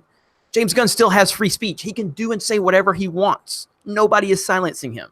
So that is my stance on it. So Jeff, what are your thoughts? I don't really have any more to say on the James Gunn thing for our channel, at least. I mean, he's fired. He's not fired. He's coming back. People want him to come back. The only thing I find interesting is Batista in the cast. Not so much James Gunn's weird jokes in poor taste, possible other things. For me, it's what happens with the cast and the crew if they essentially rebel or they don't give the right performance or they hire another director and the people just don't want to be involved with the movie. That's the stuff that interests me more so than will James Gunn be hired back. The repercussions for the MCU further down the road. Because like I've said on Good Morning Pop Culture and other videos, Guardians is like the one franchise that has life post Infinity War Chapter 2. People like that cast and crew. They all seem to be willing to do countless movies down the road. I mean, Robert Downey Jr. can't get away fast enough from this shit. So Guardians was like the one thing that everyone was still, in for in terms of people making the films, and that's kind of fallen apart now. And that's what I'm interested in more than, you know, the moral of, you know, James Gunn, just straight up, what's next for the business? How does the MCU fall apart or get stronger? Who knows? That's what I want to be, or where I want to be. Yep. So anyway, you know, if you feel that James Gunn has been treated unfairly, that you're right. I support you to have that thought process. There's nothing wrong with that. I get it. It makes sense. But I support Disney's decision. And that's about it. So, and the way I can tell, EVS is watching Zero. No, right I'm now. not. I'm watching the chat, and they're they're still talking about Mike Zero, and it's making me laugh. Welcome back, everyone. It's Mike Zero here once again. If you guys are new to the channel, do make sure to subscribe for future Star Wars content. I'm doing that for my channel from now on. Do make sure to subscribe for future Star Wars content. Matt Dewey says, "What do Pi and Mundane Matt have in common? They're both irrational." Boom. Adam Shahan says, "Moist EVS, Muff Jeremy, Darth Derp. Hashtag Jeff made me derp it." That's another joke from this morning. David Stevens, just wondering, is the High Council a channel or a group of channels? Hey, Jeremy. It is a group of channels. It consists of Geeks and Gamers, World-Class Bullshitters, and Comic Artist Pro Secrets. Which one of you two actually started the High Council? Me and Jeff did together, but please do make sure to subscribe to all of our channels for future Star Wars content. So and then I was there was many times Ethan and Jeff had asked me to come on, and I just was like, you know, I'll get around to it. And then finally Ethan, was it you, Ethan, or was it you were like, dude, you need to be on this week. Get your ass on here. I'm like, all right. That was after we met in Orlando, you know. And you're like, get your ass on here. We want you on there, and it went well. And I was lucky enough to stay on because the community enjoyed me. So so it's all because of you I'm here. So if you don't like that I'm here, it's all your fault. So I'm going to tell you. We started out, the whole idea was just to get the biggest pop culture guys on, and it was going to be me and Jeff at World Class Bullshitters. And then I think Diversity in Comics, and he was here for the first show, and he just like freaked out. Like he's having trouble staying on that. But initially it was going to be me, Jeff, Diversity in Comics, and was there someone else? No, I think that was the original. We had the Quartering on at one point. Yeah, the Quartering was on. It was just going to be like that. But I mean, it didn't quite, the dynamic wasn't quite there. But we kind of like, when you came on, you were clearly like part of the group. You know what I mean? It's you can't describe it to someone. It's just you belonged here. So we both kind of agreed you should be a regular. That doesn't happen very often. Yeah. Well, I am honored. And so, yeah, it's great to be here. And so, yes, the High Council is kind of a group of channels, but we're all part of the Fandom Menace. We all support other channels. You know, we're just here to spread positivity through the Star Wars community. But spreading positivity does not mean you don't call out bullshit when there's bullshit. That's simple. Still can call bullshit out. Being positive does not mean you can't ignore. It doesn't mean you have to ignore the bullshit. You can't ignore it. You can't ignore evil. You can't ignore. There's somebody on Twitter that sent me a message. These weirdos, the kind of circle. You know that one. You know that one group of people that hang out with that one YouTube channel and website that's Star Wars related that we don't like. You know that guy. You know who I'm talking about. It's led by the guy who looks like he has fetal alcohol syndrome, and he's always busting my balls. You know who that is? All right. Well, one of those guys tweeted out. He was just like, "Hey, I'm worried about Star Wars Celebration. I'm worried that there will be violence led by the Fandom Menace." And he said the fucking Fandom Menace. The audacity of these people. The audacity of these people to think that this community could ever be violent. That we would ever misbehave anywhere that we went. That's not who we are. That's not what we do. All we do is we make videos, we get together, and we make fun of the mistakes that Disney Lucasfilm is making every single day to make us sad. All we can do is laugh through our sadness. At no point do we feel violent. We do not feel driven to violence. We are not drinking from mugs that say fanboy tears. We are not drinking from mugs that say Ryan Johnson tears. We're not like that. We're not malevolent or malicious. There is a group of people that get violent at conventions. and they got violent a couple weeks ago, and punched Jeremy Hambley, the quartering out. That's who people should be suspicious about, not us, not this fine community of skeptics, not this fine community of critics, of people whose hearts have been broken by Disney Lucasfilm's treatment of Star Wars. Under no circumstances would we ever cause trouble wherever we went. We will still have a good time with this community, with this fandom, despite the horrible things that are happening to it at the hands of SJWs. We will still be good, kind, positive, and role models. If there is violence, my God, why would there be violence? It won't be because of us. Nope. And no one's going to punch any of us either. Yeah, we absolutely, positively, there is zero chance that any of us are there to cause any problems. I was at Star Wars Celebration last year, had a great time, interacted with a lot of different Star Wars fans. Some of them agreed with what I say, some of them didn't at the time. And what do? We have conversations, we shake hands afterwards, and we go on about our life. That's what we do. It's all about interactions, having conversations. If you have differences, talk about them. Either you can come to an agreement or you can't, but when it's all said and done, shake hands, walk away. Here's what we're going to do at Star Wars Celebration. I'm going to be there, guys. I'm going to be there. I want to meet all of you that come. We want to meet the fandom menace. We want to hang out with our fans. I am going to spend a little money, and I am going to throw a pie party. The High Council is going to throw a pie and beer party. We are going to have tables full of pies. And all of you are invited. We're going to find a place to do this. We're going to have a gigantic pie party. And of course, I will eat an entire pie. Because it's like in April. It's like a year. It's almost a year away, right? Yeah. I'll be slim by then. I can definitely handle a pie. I will deserve a pie in April of 2019. So we will gorge on pie and beer. And have a great time. We want to interact with you guys. We love you guys. We got 1,401 people watching right now. This community is growing every single week. It's growing. It sustains itself and it grows. And we're very, very pleased and proud, happy with you guys. We want to hang out with you guys at Star Wars Celebration. So I think that'd be fun. Would you guys come? I'll be there. I will be there. So is everybody going to come? Let's hear it in the chat. I'm hanging out with you guys the entire time, so there's really not going to be much of a time where the High Council won't be together. Nice. It's going to be awesome. So, all right, let me jump back into the super chat. Anthony R., thank you for the support. I know everyone wants Old Republic. I'd rather the Game of Thrones creators do a new trilogy set 50-plus years after Episode 9 with the new Jedi Order. I mean, I'm game for whatever Benioff and Weiss want to do. So I'm excited for that aspect of it. But again, everything I say I'm excited about with Star Wars, it all has that dark cloud of Kathleen Kennedy over it. So, but in isolation, I'm excited for those guys. So let's see. Aroto then. Stream has 2 dislikes. I think one from Mundane Matt and one from Three Buck Theater. Thoughts?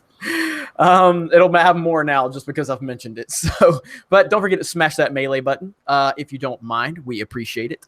So, Jack Striker, Ruby Rose, Rose Tico. I haven't heard one negative word about the left driving Ruby Rose off Twitter. They eat their own, and it's fun to watch. Ooh, I haven't made a video about that yet. I need to educate myself and make a video. Have you guys made videos? I have not, but Ruby Rose was cast as Batwoman. Obviously, Batwoman is a lesbian in the comics. Ruby Rose is a very attractive female, and when she was announced, I guess they looked at her, and she was too attractive to be a lesbian. So they were like, "Oh, she's not gay enough. She's not gay." Or no. First of all, it was she's not gay, and then she came out and said, "Bro, I announced I was gay at the age of 12." All right, somebody cut that out and clip that soundbite right there. Thank you. So anyway, she said that. I'll say it again. Fuck it, I don't care. Said that at the age of 12, I came out as gay. Go ahead and make your clip. But anyway, and then the SJWs decided that I guess maybe, and again, I might be fuzzy on the story, but she said that she was also attracted to men. So the SJWs decided that you're not gay enough. You're not gay enough to be in this role. So they harassed her to the point where she decided to leave Twitter because she wasn't gay enough for their agenda-driven storytelling. So, but I haven't made a video on it yet. So EVS, you probably do need to make one because of your comics background. I think a lot of people love to hear. Yeah, I don't like to talk about DC Comics. DC Comics keeps sending me big old checks, by the way. So I don't want to say anything bad about DC at all. Yeah, I heard that. This is worrisome. She was a beautiful girl. I think she could have played the part. It's nice that they're giving Batwoman some airtime. They're making her. I wouldn't be bad mouthing DC. I would be bad mouthing the weirdos. SJWs who made her life hell. So I'll make that video. I'll do it. And you've given being called a shill. I guess I got to make a video now. Hey, listen, being called a shill right now is much better than what's fixing to happen to me with that clip being edited. So no, well, listen. Here's the difference. Shill, it deliberately says good things. It's like I think, right? I mean, it goes out and promotes things that, just avoiding a topic. Is that shill? That's not shilling at all. What John Campion does is like, oh, guys, this new Star Wars movie, blah, blah, blah, blah, blah. And then you get invited to the damn premiere because you've always had the right things to say. That's shilling out hard, not, you're not even criticizing a company. It's just like, yeah, these people are crazy. So, yeah. No, I wouldn't worry about it, man. Say your piece. Let's see. Anthony R. Kathleen Kennedy is very disconnected with her story group. You need someone in charge who knows the backstory and all the major minor details of the characters. So, in other words, Dave Filoni. And Anthony R, thank you again, man. You've been really supportive. The Cobra Viper over on Sargon's channel. He has an Alex Jones voiceover for the Doom promo. Funniest meme since turning the frogs gay. Have any of you seen it? I have not seen it. And I still need to reach out to Sargon. So have you guys seen that? I have not. EVS is sorry, in the chat they called Jeff world class bullshillers. Why didn't anyone think of that before? Because they're not that smart. That's funny. What was the question? I'm sorry, I got lost. Cobra Viper over on Sargon's channel. He has an Alex Jones voiceover for the Doom promo that the SJWs were mad about. Funniest meme since turning the frogs gay. Have any of you seen it? Oh my god, I got to see it. Yeah, so Sargon, he's he likes Sargon's. I still got to reach out to him, man. I should be like jumping at this really quickly, considering how big Sargon is. All right, Micah Mathis, to have fallen so far and learned nothing, that is your failure. Darth Treya, Knights of the Old Republic, to any SJW ever. That is true. I still need to play. Go all the way through Kotar. Just so busy. Reed Palantia. Silence is one of the greatest arts of conversation. Maybe extremist tweeters / reporters should try it. Yeah, that they'll never try it, unfortunately. Never. So Anthony R. In Legends, Luke lost his wife and nephew, but he never gave up and ran away because his son and the Jedi still needed him. Take that, Last Jedi defenders. Well, the problem is Last Jedi defenders don't know anything about Star Wars prior to The Force Awakens. So, you know what I mean? They don't know anything about it. It didn't exist to them. So I don't think, facts that don't matter to them, basically, is what it comes down to. Super Cormy. Quote, I have a black person, Jeremy in 2018. Is that going to be like the Trump thing where he's like, look at my black person. Remember that rally that Trump was at? It's great. Dude, you said so many great things this stream. Oh yeah, man. It's there's so much material. Bagel Goose even said it. I have a black guy, Jeremy 2018. Darth Catter, I love all pies equally. Mattuine, what's up, geeks and gamers, coming to you with equality. I should do that in my next video. What's up? Do a mashup? Yeah. I'm sorry. Go ahead. Do it. What's up, geeks and gamers? It's Jeremy coming to you with equality, and today I'm going to highlight all of the minorities that we have here at Geeks and Gamers because proper Jeremy has taken over and we respect women. What I would like to hear is a mashup of your intro with Mike Zero's intro. So video, and then if you are new here to the channel, please do make sure to subscribe for future Star Wars content like that. Where's Ivan? Somebody let Ivan know. No, I want you to do it now. I want to hear it. How are I saying this? I got to think about Mike Zero. So if you're new to the channel, please subscribe to see future. So I'm gonna do his in the proper Jeremy voice because that's kind of how he does his voice. So okay. All right, what's up, geeks and gamers? It's Jeremy coming to you with another video, and today please make sure to subscribe to see future Star Wars content. Yes. I couldn't think of the first part of it. I got to have that script of Mike Zero right in front of me. If you guys are new here to the channel, do make sure to subscribe for future Star Wars content. The first time I was live streaming, these people start quoting all of Mike Zero's like intro and outro. I'm like, it's the greatest thing ever. Then an account that had Mike Zero's name and his avatar said, "Why do you always talk shit about me?" And I'm like, everybody thought it was him, but it didn't have a check mark because Mike's got 100,000 subs. So I was like, that's not Mike Zero, guys. And they're like, no, Mike's in the chat, man. He's ready to come on. Invite him on, Jeremy. I'm like, that's not Mike. It's not Mike. So we got to hurry up, guys. We need to collectively all hit 100K so we can get the check mark. So we can, when people comment, they know it's us. Because even Ivan Ortega had somebody using his name and profile picture commenting on my videos at one point. He was talking all this shit. I'm like, is Ivan drunk? What the fuck's going on here? And turned out it wasn't him. So, so Jedi Rider, Jeremy, don't forget that you have a Mexican too. That's right. Look at my Mexican. Data Racer 117. I like to remind SJWs that Martin Luther King Jr. said, quote, people should not be judged by the color of their skin, but by the content of their character. That is 1,000% true. And that is the content of their YouTube channel. Exactly. And so that's, unfortunately, they love to quote Martin Luther King, but they don't love to live by what he said. And that is exactly how it should be. But that's not the world we live in. Kyle Miller, Jeff, Wolfenstein NC was made by a Swedish team and not the Austin team, which is why there's a lot of SJW-ness in it.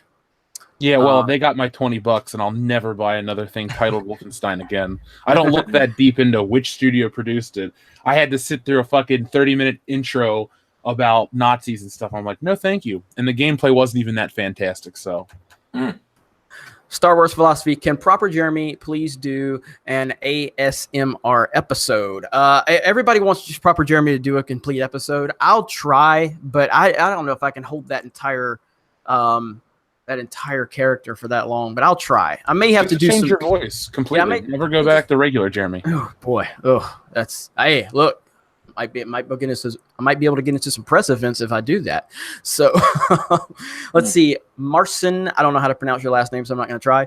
Marcin says R2D2 and C3PO Force Ghost killed in episode 9 and Force Ghost in 10. What the hell? How does that even work? I don't know. R2D2 got blown up in the first Star Wars movie. They just put him in a new body. Hey, this is Disney Star Wars, so anything is possible, I guess. That's hilarious, though. Right. Proper Jeremy. Proper Jeremy will not partake in an ASMR episode. So Proper Jeremy's already answered you, and I can't answer for Proper Jeremy. I can only let Proper Jeremy answer for himself. So P-Ness, WTS, James Gunn's favorite part about Halloween free delivery. All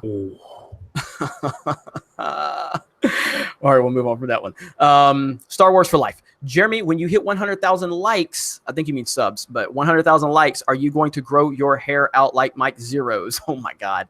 So at 100,000 subs, I am going to be, I'm going to do a hatless live stream. I don't know what the hell my hair is going to look like. This is the longest I've let it grow out.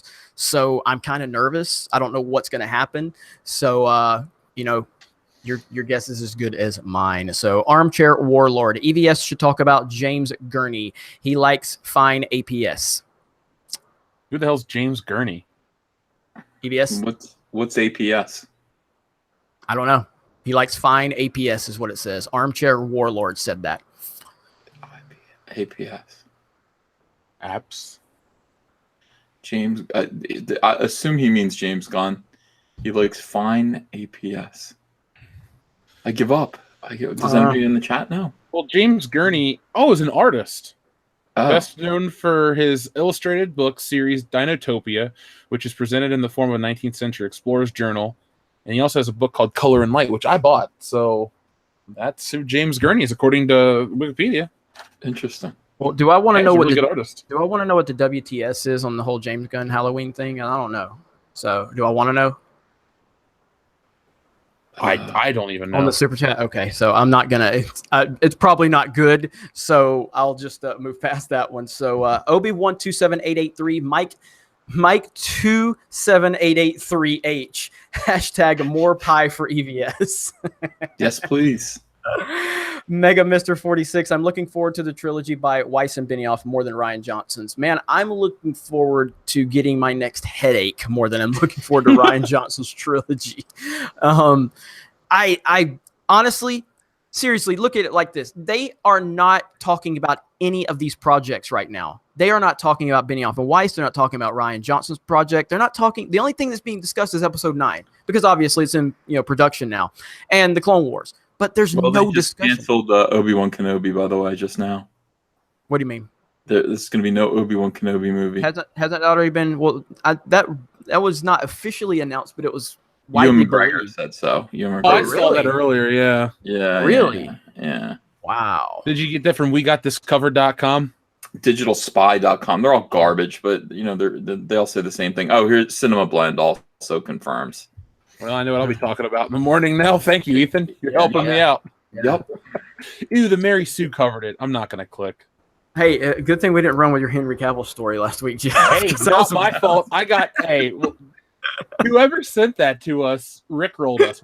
Great, because I like that song, so I didn't even get mad. No, dude, I did a Twitter search, and the first result was that Hollywood Reporter troll page, and it had 5,000 retweets, and I'm like, holy shit, this is a big story. I didn't really look at it until you texted us, and you're like, dude, it's a rickroll. I'm like, shit, really? I was getting ready to make a video on that.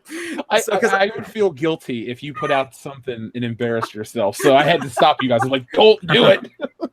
I did, and then I clicked on it, and then I got rickrolled. Because like I said, I searched it, and I'm like, holy shit, Hollywood Reporter, there's a ton of retweets. People are freaking out. I was like, all right, let me jump on this. And then you messaged me. So some bad stuff is happening. I'm noticing this as I look at tomorrow's Star Wars news, and I'm really getting the sense from the way these stories are being released right now, not to be too kind of Mike Zero and sort of just draw my own conclusions, but that is kind of what I do. I do think that they're getting ready to dismiss Kathleen Kennedy in September as per planned, as per arranged, as per rumored. She is going to be gone. And so they kept a lot of things kind of alive and teetering on the edge. They didn't want to come out and say anything, but I mean, actually letting Ewan McGregor come out and produce an article that says Ewan McGregor is tired of Obi-Wan Kenobi spin-off questions. I mean, that's at inverse.com. That is the worst. That was 20 minutes ago. Single worst website ever. But what Jeff said about, hey, where is, nobody's talking about Ryan Johnson's trilogy. Nobody's talking. All that stuff is going to get canceled. All that stuff is going bye-bye. Ryan Johnson's not making a trilogy. There's going to be no Obi-Wan movie, and Kathleen Kennedy is out of here. She's out of here. Dave Filoni and you can draw. I mean, all of this makes sense. This is going to be. This is going to make a kind of good video. All of this kind of ties together. Dave Filoni walking away from Star Wars: The Resistance kind of indicates that he's got bigger responsibilities now. I think so. I think that's the only way you can point to that right now. So, I mean, again, it's all speculation, but that's we're trying to connect the dots. And right now that's what it seems like. Yeah. So, yeah. Interesting. Very interesting. A few people asked about the Henry Cavill story. So there was a Hollywood Reporter page. It's like a troll page on Twitter. Had the Hollywood Reporter sign and everything. And they said Henry Cavill, steps away from his role as Superman in the DCEU. And so that's what it was. And obviously it was not true. So, all right. Peter Sharon says, you guys are awesome. Thanks for all the great videos. Cyberfrog 2020. Thank you, Peter. I'm sure EVS appreciates that, as well as Jeff. So all out of bubblegum. I remember seeing Star Wars when it came out. It brought science fiction to the masses, and it included everyone with no fanfare. Absolutely. There was nothing wrong with Star Wars. Star Wars was plenty diverse. Nobody had a problem with the Star Wars diversity. It was one of these situations, if it ain't broke, don't fix it. It was not broke. It was a mega success. Yet it still needed to be more diverse. Why? Because of projection reasons, for virtue signaling reasons. But don't believe anybody who tells you they're off. Look, you're either for diversity or you're for making yourself seem like you're for diversity. If you're for diversity, you just don't fucking talk about it. You just treat people as equals.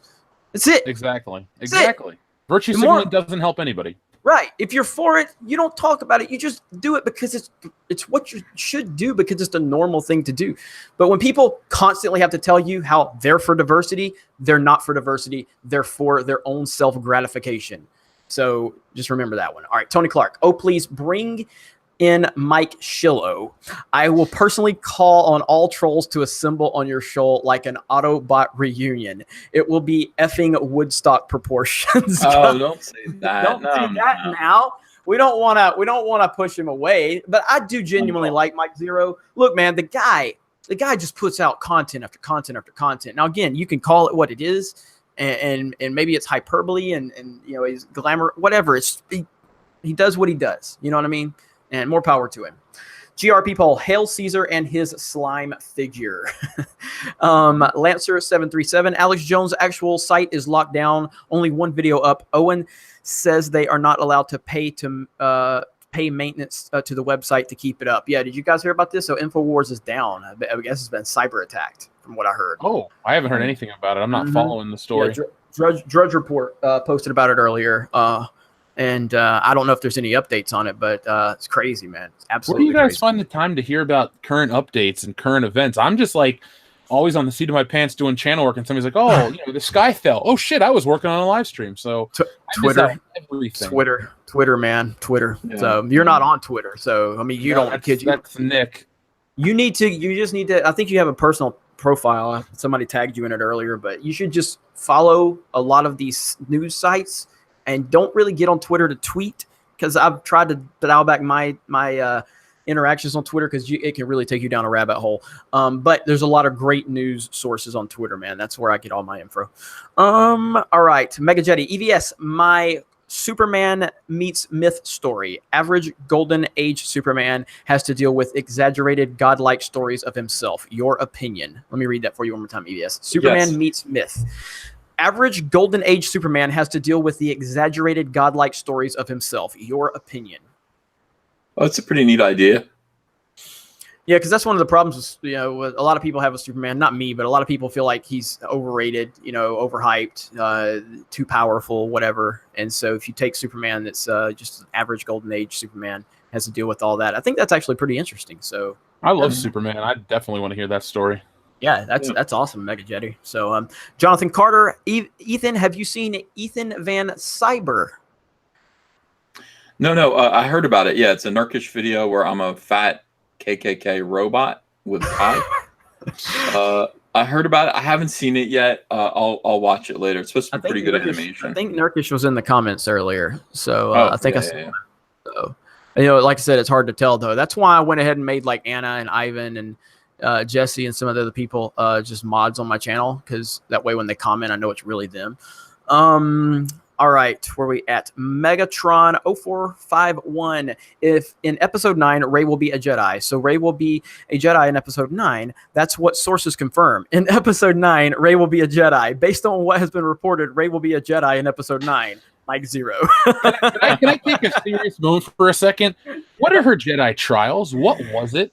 Because she didn't win any battles. She didn't do anything. Like, I'll get Star Wars nerdy for a minute. When Obi-Wan beat Darth Maul, that was his Jedi trial. When Luke beat Darth Vader, that was his Jedi trial. What the hell is her Jedi trial? What makes her a Jedi? Because the movie says so?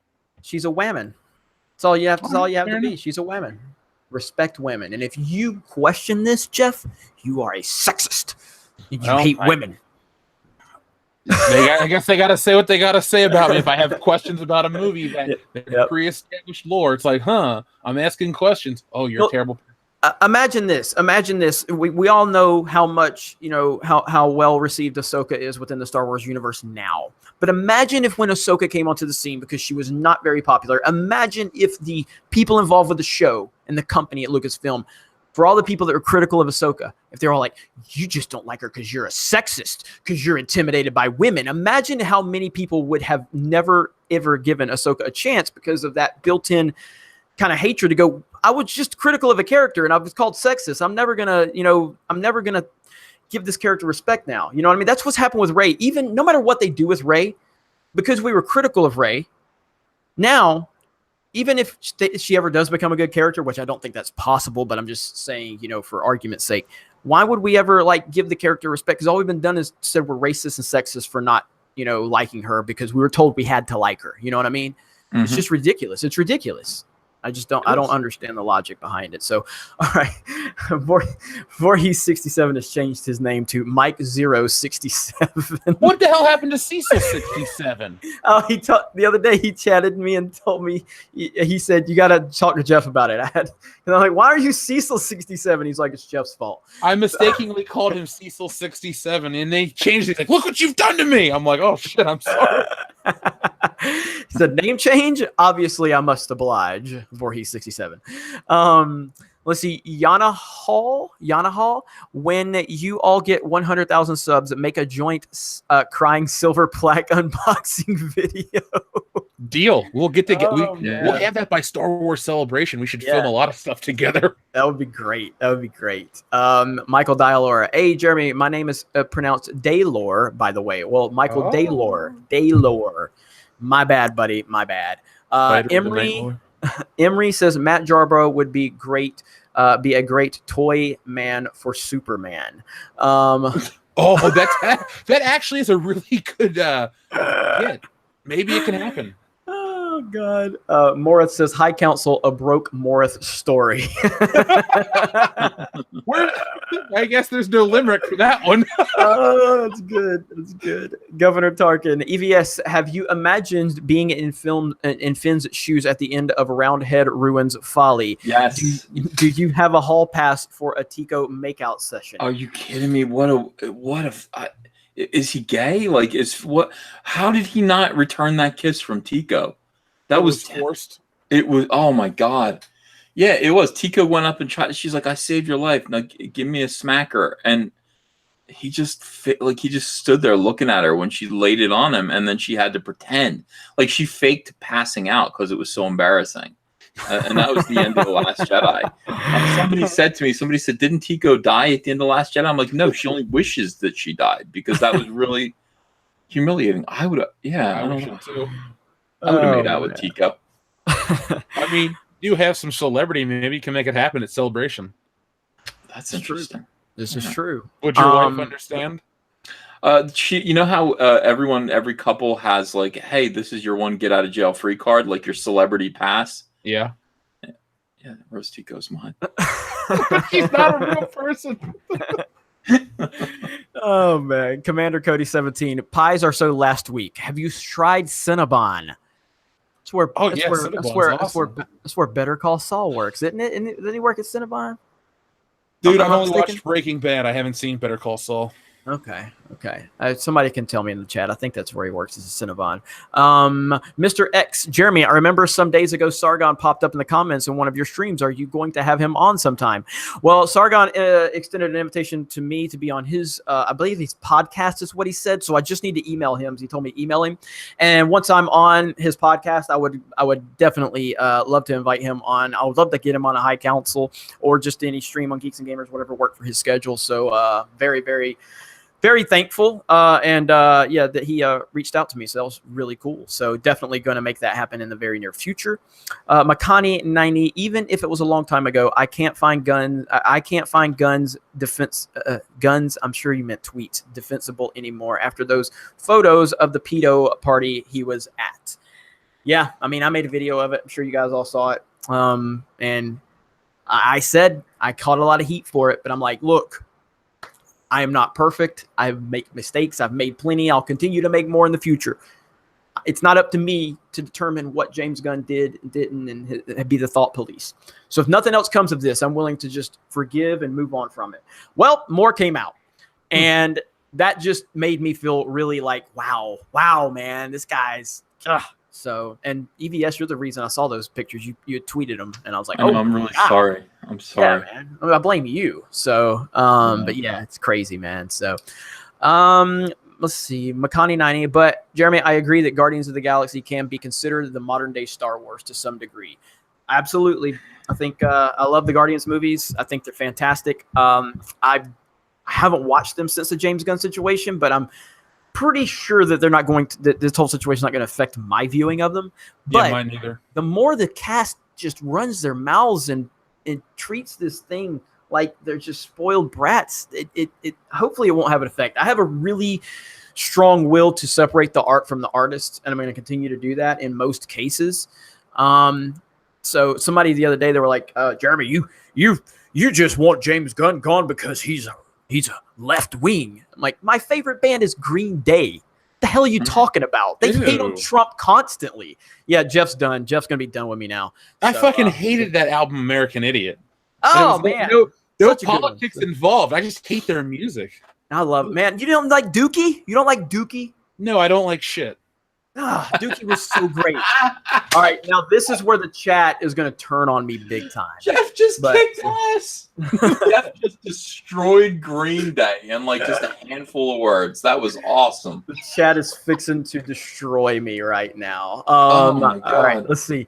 Comrade Commodore, here in spirit, bros, listening tomorrow. Thank you, man. Appreciate that. You're always so supportive.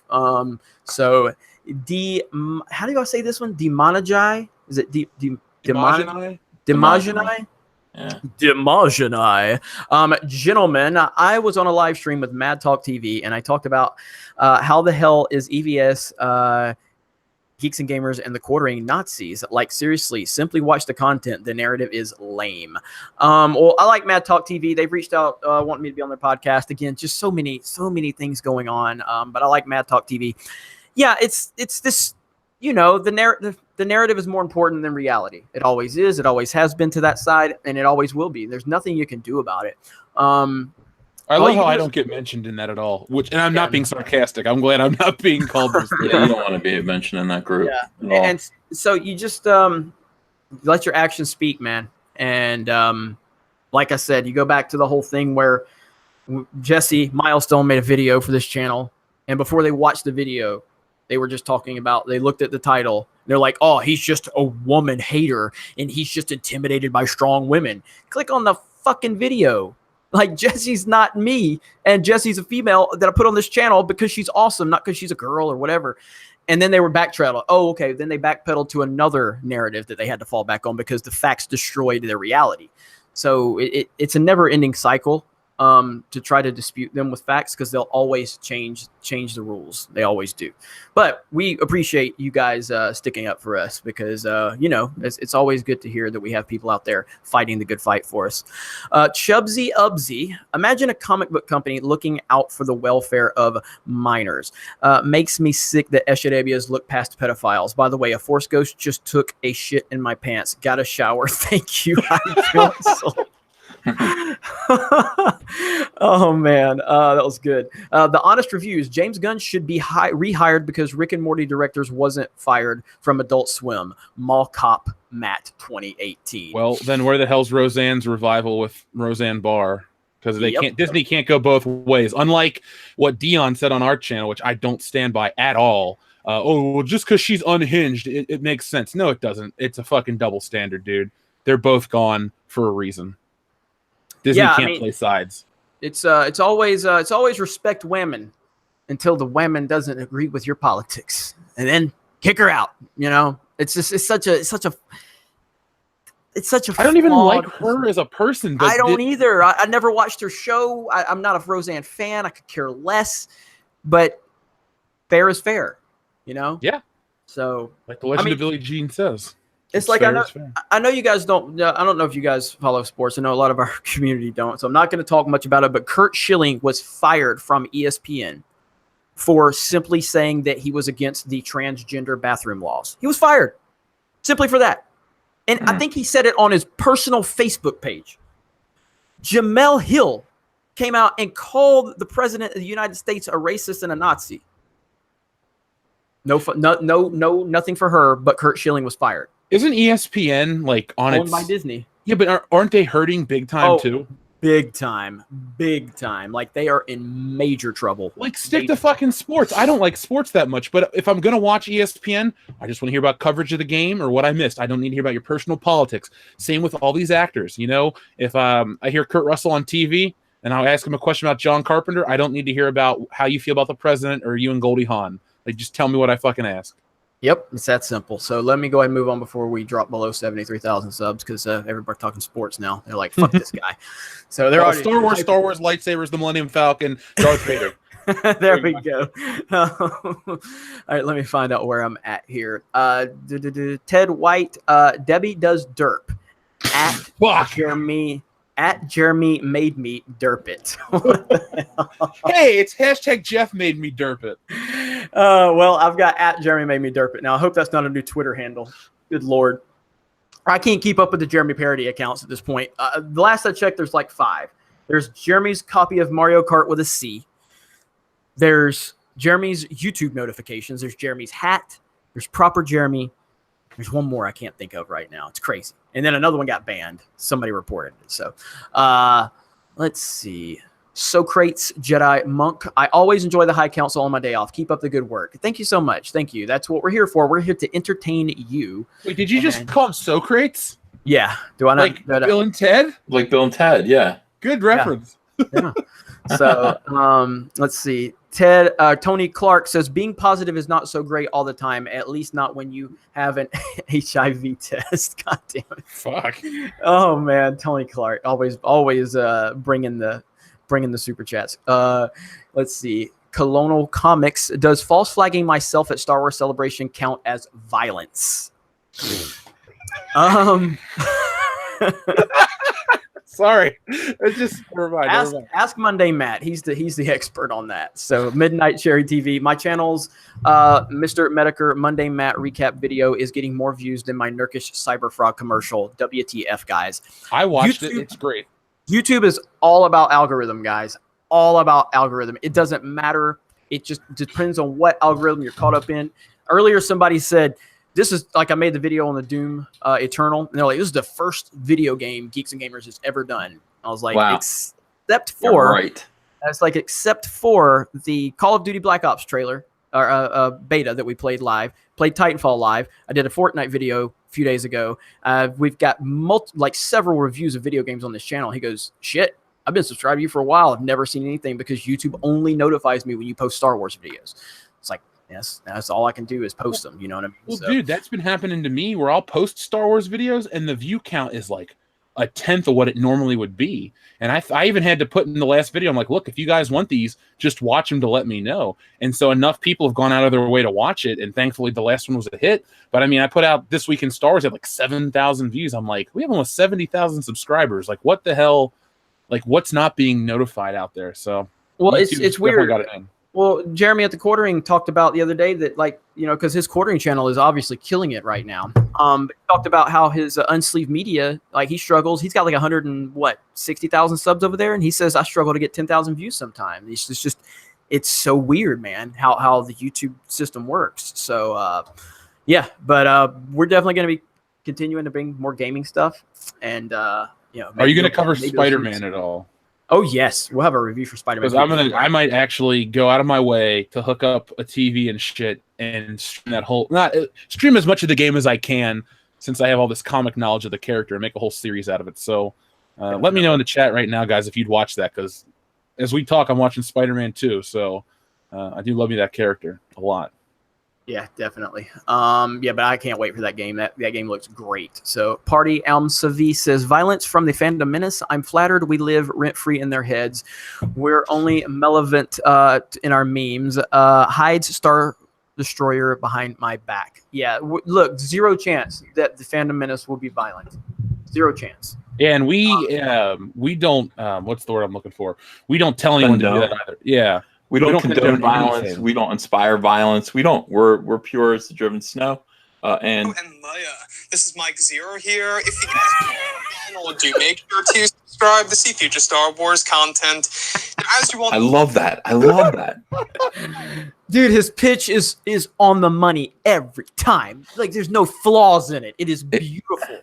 Yeah. I'm telling you, you guys think we're making fun of Mike. We are not making fun of him. I really enjoy Mike Zero. I really do enjoy his subscribe work. Subscribe to Mike Zero. I'm going to try to reach out to him. I don't know how to reach out to Mike Zero, but I'm going to try. Yeah, here's what we want you to do. Subscribe to Mike Zero.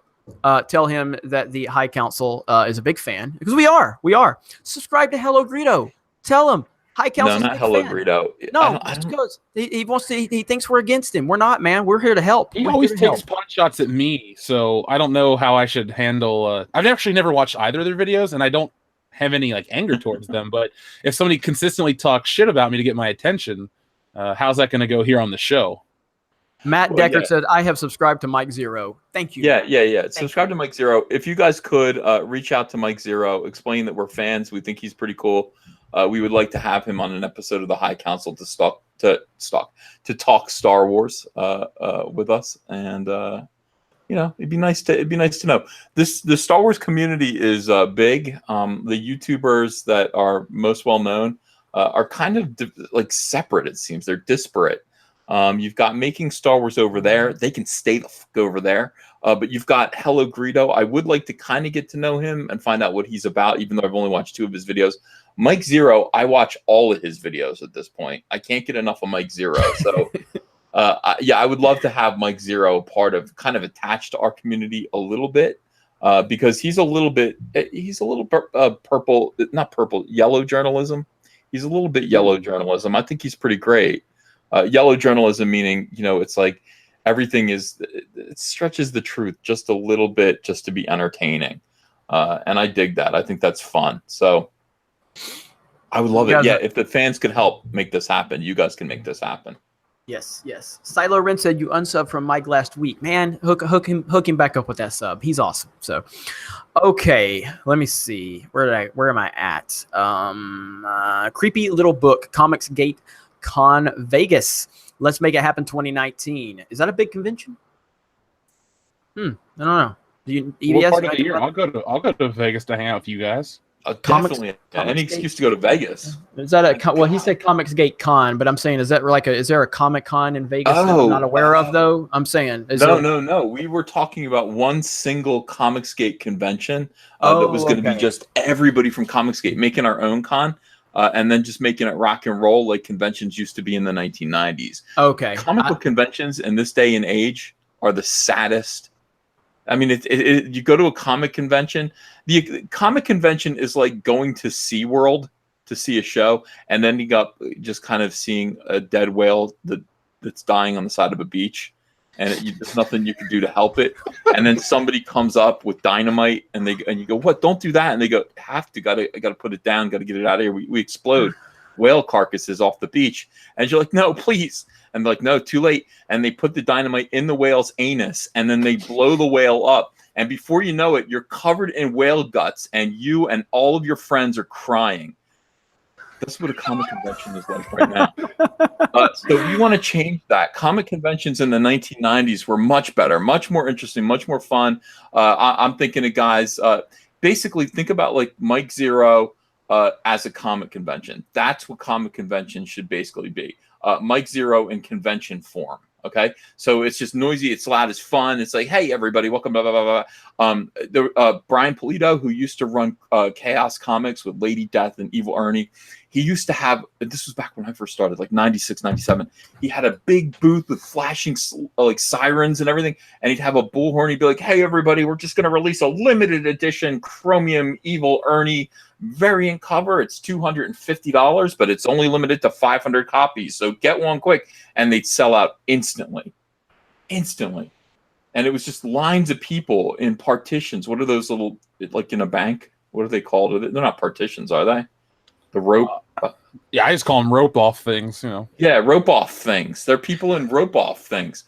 We've got to make comics great again. Comicsgate can do this on a limited basis. We're not big, we're small, but we can do a convention somewhere that everyone can come to, and it's just going to be smoke and rock and roll, awesome, like loud music, people waiting in line, bonus items that you can only get there, like variant editions of Cyberfrog that we printed up just for the con. We'll have a rock band, like live music, vendors, food, but the food's going to be good, like Philly cheesesteaks and everything. Ooh.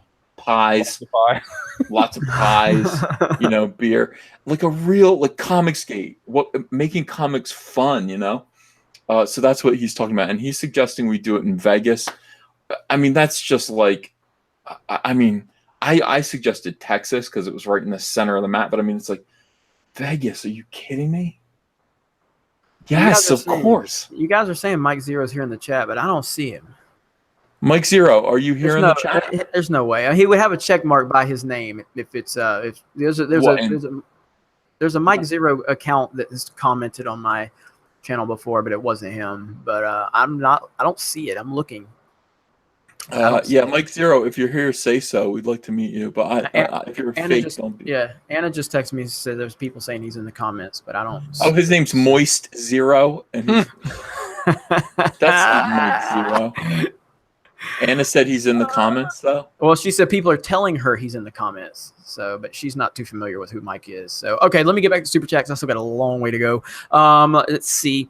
Tony Clark says pie party sounds like Pornhub and Hot Pockets. Jorge says, will you have Honeycrisp apple pie with ice cream? Ethan? Yes. No, yes. No, you can't, Ethan. 5 days, man. 5 days. He's talking about the party, though. No. Nothing but the best for the fans of the High Council. We're talking about. Can't sidetrack Ethan right now. He's on a mission. April. We're talking about April. Yeah, we're not talking about now. We're talking about next April. You can't put those ideas in your head, man. You will fail. I will eat an entire pie at this pie party. Rainbow. I already promised them I would. Rainbow. I live in Chicago area. What days are you guys planning on being there at Star Wars Celebration? We'll be there. What is it? 4 days? Is it 4 days? We'll be there all 4 days, probably. Okay, so we'll be there all 5 days, and probably I'll be there a few days prior or after. So we'll be there the whole time for Star Wars. I can't go any earlier because WrestleMania is like the Sunday before, which I'll be at. So I have to go from there right to Chicago. Not a complaint, but I won't be home for a while in April. Gotcha. Chubsy Wubsy or Ubsy says maybe go to Chicago for the meetup, but I don't care about Celebration. I went for Orlando when I still look forward to Star Wars. I feel you on that, man. I feel you on that. So let's see. Demogeni says coming to Celebration to meet the team. That's what I'm talking about, man. Deshandre, I'm fine. The car didn't have enough momentum to hurt me. I just picked myself up and went on my way. Didn't even press charges or sue for getting hit. Well, I hope you're all right. I hope you don't have any, concussion or anything like that. So you might want to get checked out because that's some serious stuff right there. Rhaegar Targaryen. As soon as I saw Doom Eternal, I knew SJWs would flip. I'm buying the biggest collector's edition they have. Also, what's the next High Council watch party? Ethan, when are we going to be watching the holiday special on your channel? Let's do that. Let's do this Friday. That sounds like a fun thing. Let's do the holiday special Friday. Can you guys do it or no? Let me let you know. I mean, I had something planned for my channel that day, but I can bump it up if you want to do it later in the evening. What's good for you? Because I don't really care. If we can shoot for like 9 p.m. Eastern for you, so it'll be 8 for me. I think I can pull that off. Cool. Okay, yeah. It's not Zero. It's not Mike Zero. I looked at the guy in the chat named Mike Zero.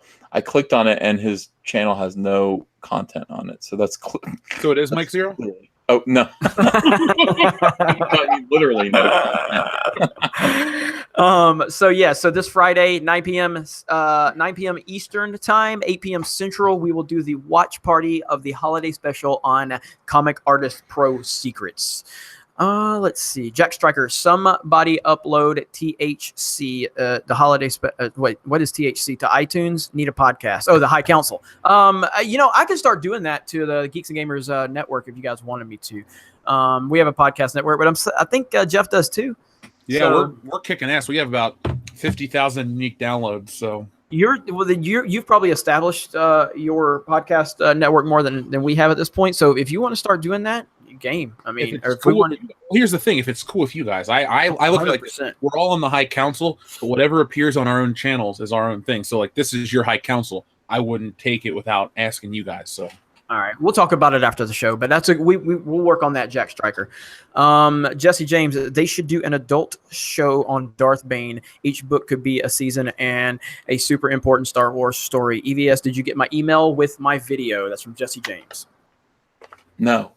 You didn't? Okay, so no, I haven't looked at my email. Yeah, trust me, my email it overwhelms me every time. So, Kevathar1138, Jeremy, here's your reminder to get Sargon sometime. Jeff, you take notes and remind him. Always. Kevathar. Hold those muff. You guys are the three the Musketeers. You guys are the three Musketeers. By the way, Proper Jeremy sounds like Olmec from Legends of the Hidden Temple. Yeah. Great Dave, show. thank you, Holdosmo. See, Dave Bob, EVS is cheesecake considered pie? No, it is not at all. And I'm not big on cheesecake. The pie is good. Almost every pie is good. But yeah, I would say I would pass on a cheesecake, honestly. Most of the time, I'll say no thanks to cheesecake.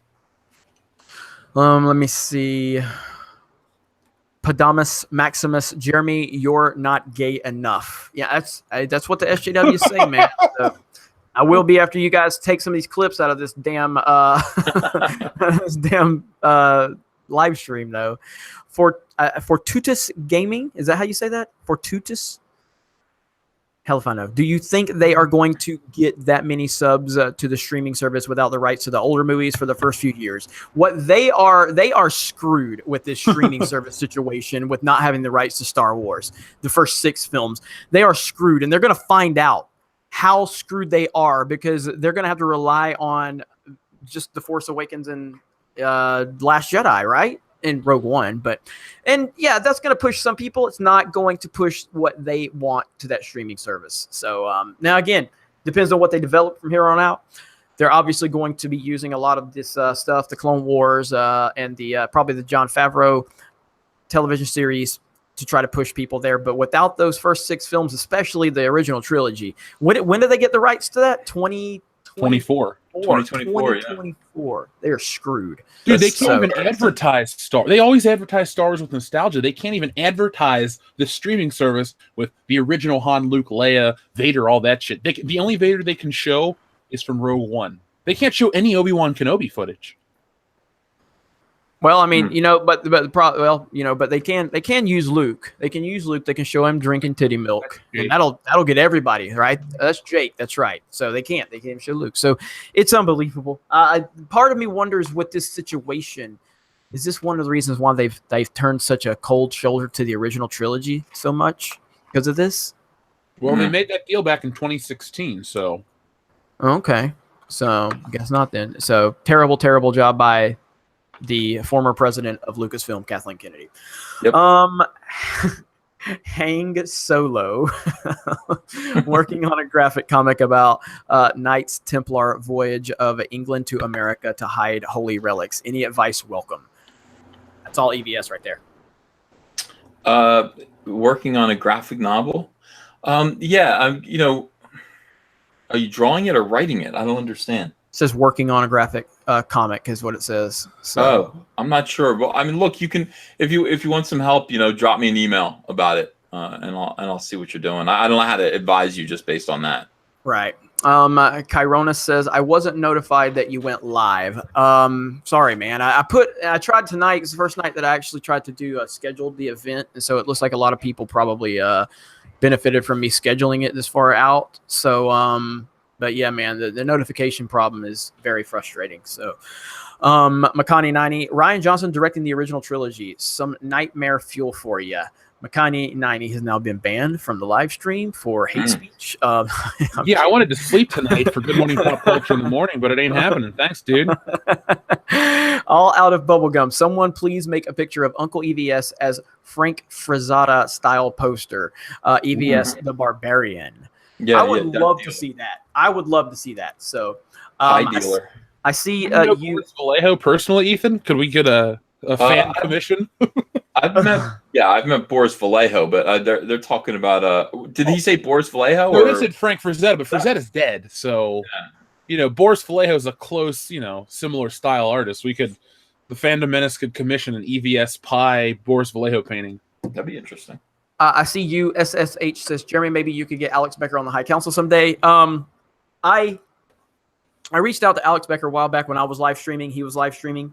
I had everybody comment on his video and tell him, hey, I'd love to have, Jeremy wants to have you on the Geeks and Gamers channel. We flooded his live stream to the point where he wasn't paying attention when everybody started flooding it. And it was bad.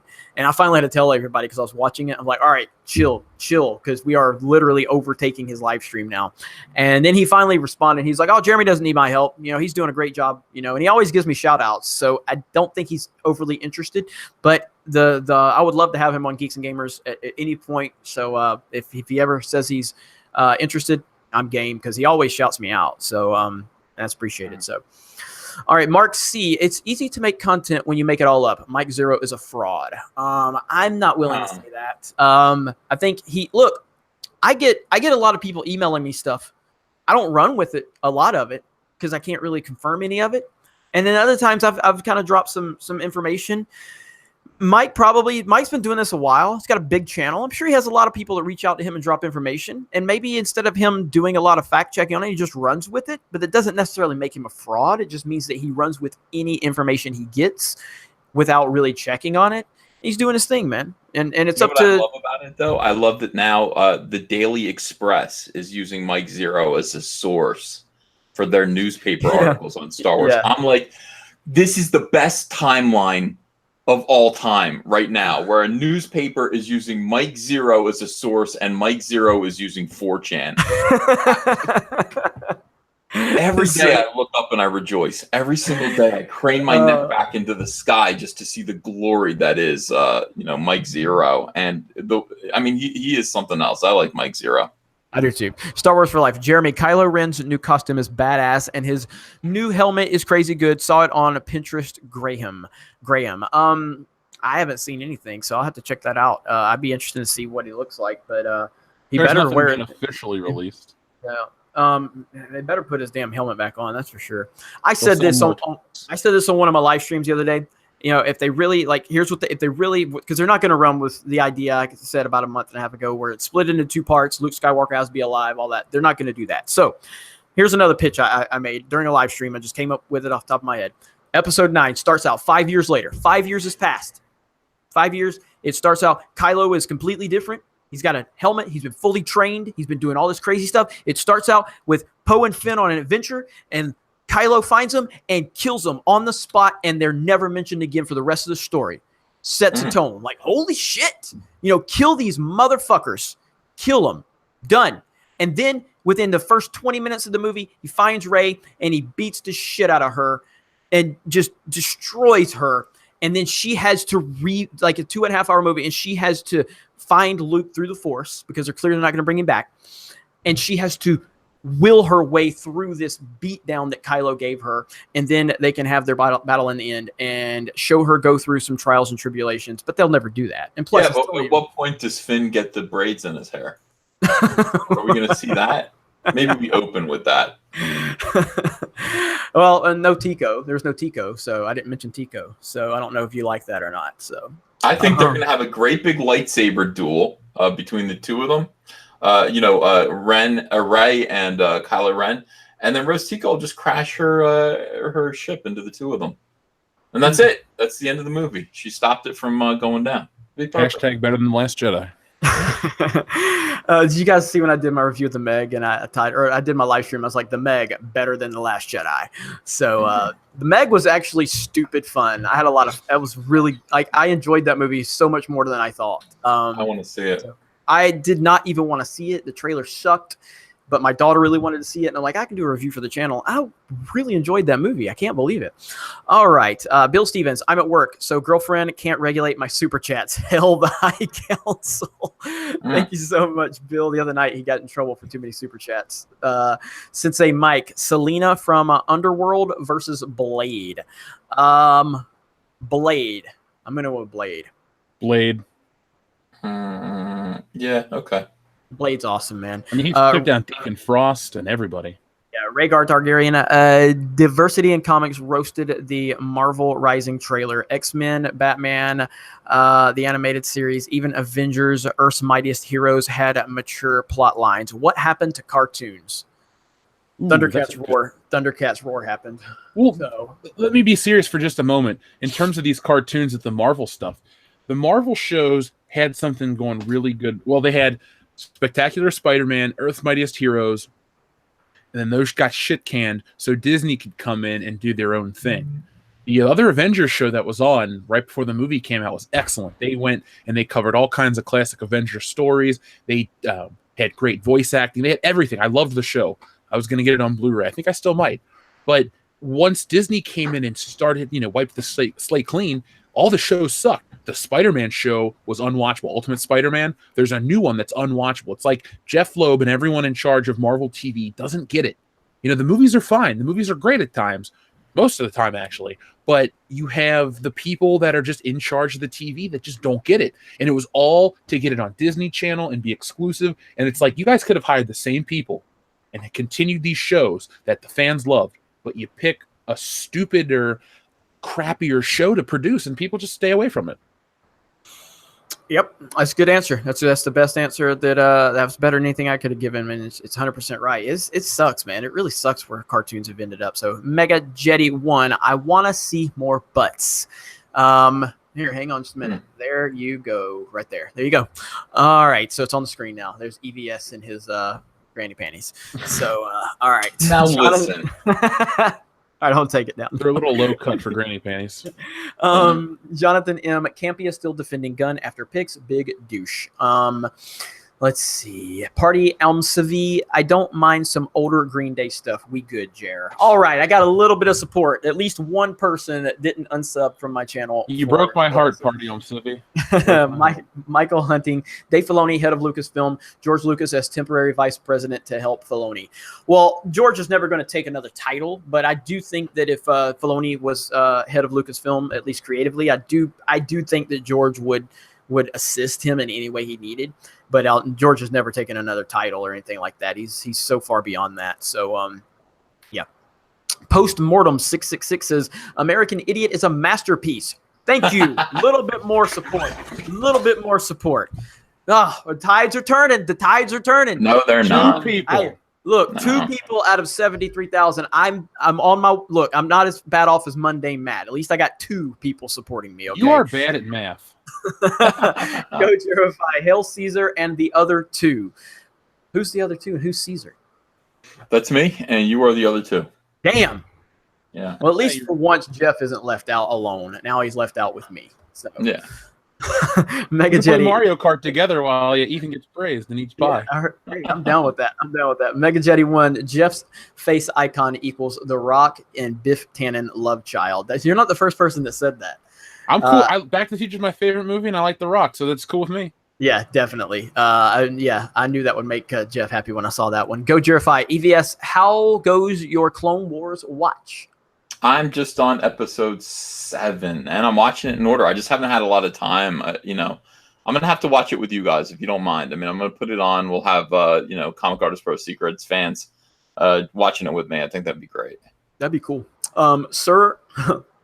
Sir Ruined of House Roundhead.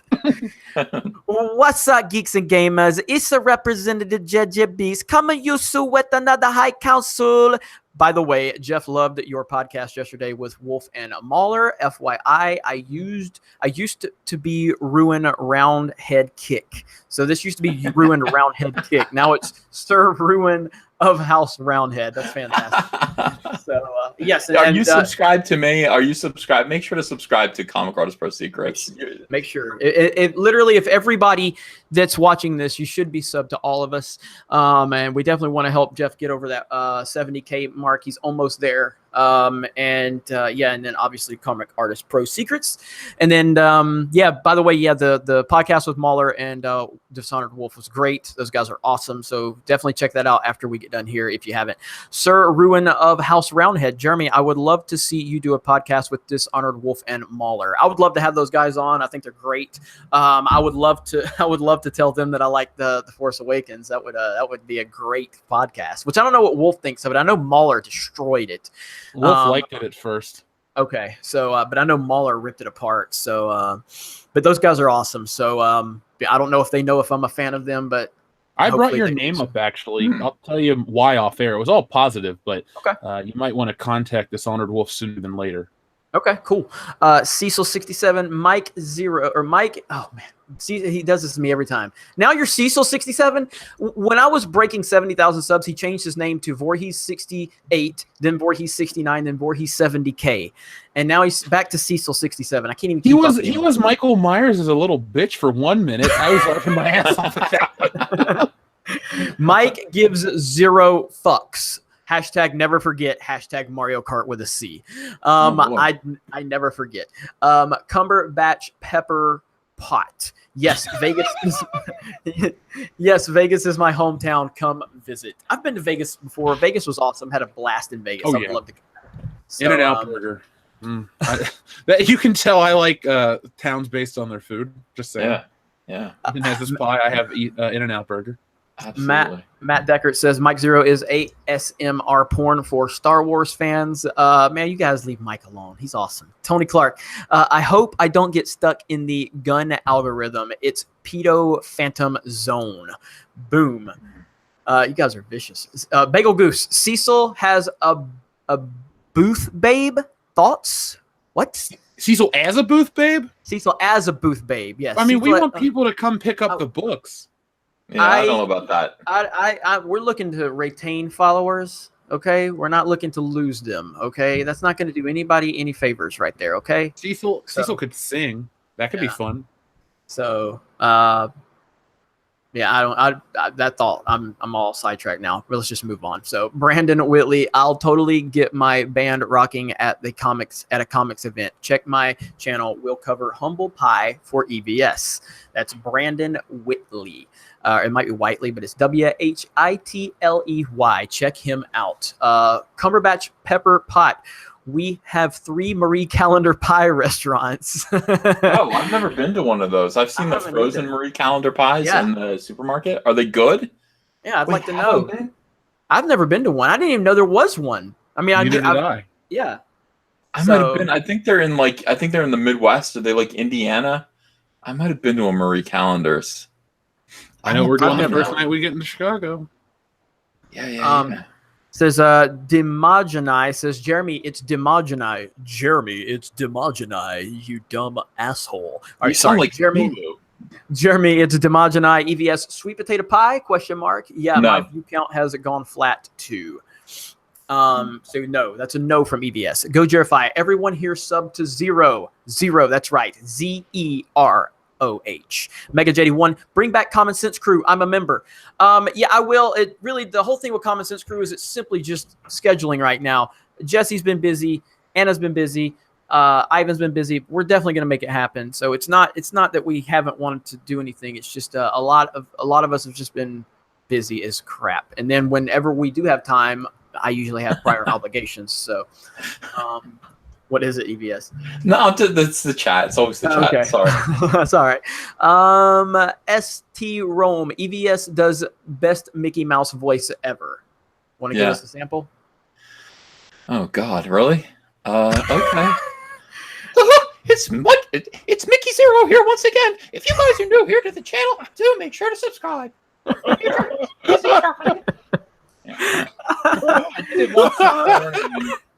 don't know. Stupid. Oh man, go Jerify. Kathleen Kennedy sold the originals to Turner so she could remake them as episodes 7, 8, and 9. Well, she's off to a bad start. Use that to fund Solo in my chat earlier, and I know it was a joke, but I thought to myself, what if that was the case? Talk about a bad business investment. Ish. Live. Let's see, Mr. X. Live viewing of Looper to LOL at Ruin Johnson some more. I haven't watched Looper in a long time, man. I remember going into Looper with a lot of high expectations because it got great reviews, and I remember being like, I didn't hate it. I just remember being like a little disappointed because I expected it to be something great, and it was just kind of like, that was okay. I remember, what's her name? Emily Blunt was awesome in the movie. She's great, but I spent a long time. So Joseph Ciudadano says Kylo Ren's new costume will just be an edgy cosplay of Infinite from Sonic Forces. I don't even want to know what this new Kylo Ren costume is going to look like, because again, once upon a time I really liked Kylo Ren as a character, but then The Last Jedi happened. So Mega Jetty 1, Phantom Menace with Arnold Schwarzenegger pick. Joseph Ciudadano, watch Snoke's master and the hidden big bad will be revealed to be a Porg and the current body of Darth Plagueis, who abandoned his previous body, Jar Jar, for his new Porg Y form. You are obsessed with this Jar Jar theory. It's so awesome. Joseph is always talking about this Darth Jar Jar theory. I love it so much. So Kwame Digital would be bitten by Rose Tico, turn you into Rose Tico, Night of the Living Tico. That's all EVS right there. You're the expert on Tico. So would be bitten by Rose Tico turn you into Rose Tico? What Night of the Living Tico? It would turn me on to Rose Tico. I would say you've been bitten by the Rose Tico bug, so Yeah. Oddball1138. Jeremy has already said he's not a big EU fan. How about the rest of you? And when I say I'm not a fan, it's just that I don't have a lot of knowledge on it. It's not that I don't like it per se. It's just I've never really followed it that much. So what about you guys? I'm with you. I don't have a ton of knowledge. I've read The Courtship of Princess Leia and a couple other things. That's why I had those EU discussions on the channel, because everyone's like, talk about the EU, talk about the EU. I'm like, fine, but let me get people that know what they're talking about. So Right. I'm with you. I don't dislike it, but I don't have all these favorite things. Yeah, and I mean, I've got people at Geeks and Gamers that do have knowledge on the EU. I just don't. So, what about you, Ethan? No, I'm gonna get the audiobooks. I will catch up. I've got so much. I mean, first to me is Clone Wars. I got to get through Clone Wars. Yes. There's too much stuff that I got to absorb. Bagel Goose says, picture this: Cecil plus slave Leia outfit equals profit. Well, we already proved that. I mean, I did a great drawing of Rose Tico as Slave Leia, and it was incredibly successful. I did not make a T-shirt of it. I probably should have. Yeah, people suddenly started to see Rose Tico in a different light. Uri Wright says, Ethan play Pablo Hidalgo. Well, nah, I don't know if it's the right time to play Pablo Hidalgo on the piano. It's just not. Has he reached out to you anymore since the previous time? A couple somebody of told me. times. Yeah, somebody told me he reached out to you recently, but I forgot to follow up with you on that. Couple of times. Pablo Hidalgo knows who I am, and we flirt, a little bit back and forth. Go ahead. Go ahead. I'm sorry, it is weird, but no, I will not play Pablo Hidalgo on the piano. That's for my own show. Oddball1138 says, sorry, poor wording. No problem. It's all good, man. I knew what you were saying. I just wanted to clarify it in case it came off wrong. Bill Stevens, Kylo and Rey playing Mario Kart for the fate of the galaxy. And he spelled Mario Kart correctly. That's what I'm talking about right there. That is beautiful. So now we're caught up on Super Chats. So now, was there any other topics that we needed? I mean, because we talked about Dave Filoni, we talked about James Gunn, we talked about Mall Cop Matt. Is there anything else that we really wanted to? Was there any news that happened this week? I mean, I would recommend you guys check out the Doom Eternal information, just so you can see the SJW is freaking out over this whole thing. It's so funny. And my video, I did like a 6-minute video on it, and I was just kind of making fun of him. And I read in my high-pitched SJW voice that I can't really remember off the top of my head right now. So, but was there any other topics that we needed to talk about that happened this week that I'm missing? No, not that I can think of. I'm wanting to see if the chat has anything, and then I just saw there was another. Have any questions for us? Yes, any questions you would like to ask? We'll do a Q&A real quick. Yeah, absolutely. We've got time. Basil says FM style electric piano or bust now. Basil is demanding. All right. Proper Jeremy says just told Pablo to check his privilege. Check it. Let's see. Are you going to play, Ethan? Seriously? I don't know. I was because of Basil. Basil was very direct about it. So, but that's a comic. See, that's a Comic Artist Pro Secrets exclusive right there. So we have to remember that. Okay. Let's see. Go Jirify. Rebels season 4. I'm probably the only person that has seen all of Rebels. What about you guys? 20 minutes of one episode that had Darth Vader in it, and that was it. I haven't seen any of it. So I liked Rebels season 4. I definitely loved the ending. I thought the ending was fantastic. It was beautiful. And the last few episodes were actually great. Might be my favorite season of Rebels. I don't love Rebels as much as I love the Clone Wars, but I could see where Filoni's hands were tied with Rebels as a series. I mean, it was on Disney XD. He couldn't get into some of the darker elements that he did in Clone Wars. But season 4 was really good. I was satisfied with season 4, no doubt about it. So, let's see. Mega Jetty 1 says, look up the Phantom Menace Arnie pic. Tell me what you think. All right. Can I just Google that? The Phantom Menace. Typing it up right now. Golden Chalice asked me, have you ever met Todd McFarlane in person? Yeah, I have many times. And the last time I saw him was in 2004 2014, and he offered me a job. He offered me a job. It was really, really nice of him. I got a nice photograph with him. He was looking to find a new artist for Spawn, and he offered it to me and Dave Finch, and neither of us could do it. That's weird you brought him up, because I was just looking at artwork of his right now. Oh, interesting. Yeah, I mean, Todd is one of my artistic heroes. I would love to work for him, but I don't know. Aren't you too big to work for anyone anymore? No. I'm for hire. At the moment I'm working for myself, but I'm a commercial artist. I'm sure that I am hireable. Okay. I mean, I googled that, but I don't really. There's one picture. It's just got like I think it's Schwarzenegger from, it was like Predator maybe, or Commando, on the Phantom Menace poster, but that's all I see. So I don't know if it's something on Twitter or what. So I have no idea. I'll check it out though, Mega Jetty. As soon as we get off here, I'll check it out. Makani90 says Ruby Rose also came out to say that poverty is sexist and then doubled down on it, telling people to do their research. Oh boy. Yeah. Oh boy. True.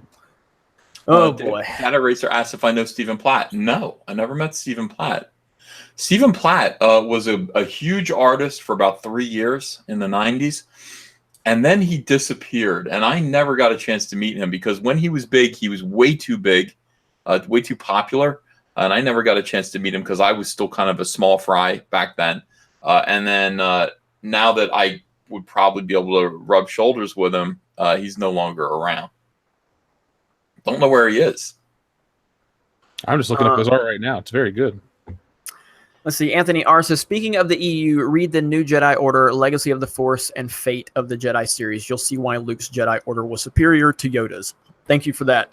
Yeah, and we're all, we all want to educate ourselves more, and get more into the mythology, especially with the fact that Disney's Star Wars is so crappy right now. I would love to because people obviously have such a high reverence for the EU, and rightfully so, it sounds like. The first thing on my list is probably going to be the Thrawn trilogy, because so many people have said something to me about that. I mean, it's been nonstop about that one. So, EVS, you got any more questions? Is anybody asking you? Just wanted. Somebody asked me about Joe Jusko. They said they liked his painting in the 90s. Joe Jusko is a friend of mine, former New York City cop. Big guy, great guy. I like his politics. He's still a good painter, and he's still around. And then they said, "Who's your favorite Batman artist?" And my favorite Batman artist is Brian Boland. I think he's my favorite artist. Period. But yeah, people are still talking about. Reminds me of his. Definitely. I mean, he's my biggest influence other than Todd McFarlane. And I just want to reiterate, Todd McFarlane, the nicest guy in the world. And by the way, that's what success does to the right type of person. If you have a guy like Todd McFarlane who's completely satisfied in his success, hopes for success from other people, and he couldn't be nicer, and he couldn't be more willing to help other people succeed as well. But he's keeping an eye on his own business and stuff like that. I love Todd McFarlane. I want to be like him when I get older. When are you getting into the toy biz? Yo, I think about that all the time. I'm just like, Todd McFarlane walked away. He had a little bit of money in the bank. He probably had about $3-4 million, and he just said, "Hey, I'm going to make my own toys." And it's like, I don't know. It's possible. That's something I might consider trying myself. He revolutionized, because I'm a big action figure guy. His McFarlane stuff in the early 90s made a lot of other companies pay attention to sculpt and detail.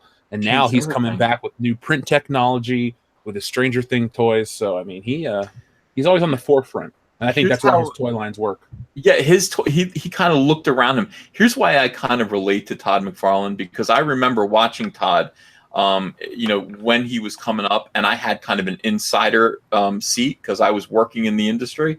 Todd McFarlane, every time he did something, people badmouthed them. Every single time. The rest of the industry ran him down, badmouthed him. Idiots like Peter David, these leftist writers would challenge him to a debate as if Peter David proving that he was right about something would have any impact whatsoever on Todd's enormous appeal and success. They still do stuff like that today. Todd McFarlane always believed in himself, always took big chances, big risks. And I feel like right now at this point in my career, the same kind of stuff is happening to me, where nobody can keep my name out of their mouths. None of these other industry pros, they all talk about me. They all badmouth me. They're all worried about what I'm doing, but pretend that they're not. They're all suffering in poverty, making $35,000 a year. I do a single issue of Cyberfrog my way. I said, I think this is going to work if we do it this way. Well, you're stupid. You're an idiot. Okay, do a single issue of Cyberfrog. More than $500,000 raised for a single issue of Cyberfrog my way. And now, I mean, still, they have excuses. They have the reasons why that happened. They're all wrong. And yeah, I look at Todd McFarlane as a role model. It's like Todd shut them out, didn't listen to people, didn't get into arguments with people. He just did what he had to do. He just did what he wanted to do. And he made a real difference, because at no point does the crowd know what they're talking about. The crowd is almost always wrong. You have to listen to your inner voice. You have to pursue what you think is right personally, and you have to take chances. And that's, that's what I'm trying to do right now. I hope to succeed. Cue Limp Bizkit My Way. That's for Jeff right there. All right. Let's see. Joseph Citadano says Kylo Ren, Shadow the Hedgehog, Suzuki. I don't even know how to pronounce that because I'm not a hedgehog person, a Sonic person outside of the first two. But and Squall walk into a hot topic. And there's a lot of similarities with all of them. I will say that. So that's funny. Mega Jetty 1. That's the one. So the Schwarzenegger pick with the Phantom Menace poster. That's what you're talking about. Okay. Noted. I got that. Basil. In Canada, they want to make housing a human right. That will magically make more housing appear for people. Leftists are crazy. Wait, let me answer one guy here. Somebody says I sound like Ryan Johnson because of the speech that I just gave. No. You have to understand, Ryan Johnson, when I talk about the crowd being wrong, that would be as if Ryan Johnson said the rest of these filmmakers are wrong. They're not listening to the fans. I'm going to do something because I'm paying attention to what the fans are saying. Ryan Johnson had a completely different attitude. He said, all my filmmaker friends are right, and half of these fans are wrong and stupid. And I'm going to do something that's going to piss off the fans and hopefully please the other half of the fans. So that is the opposite of my attitude. My attitude is all these other filmmakers are wrong. And you can tell because the comic industry is in decline.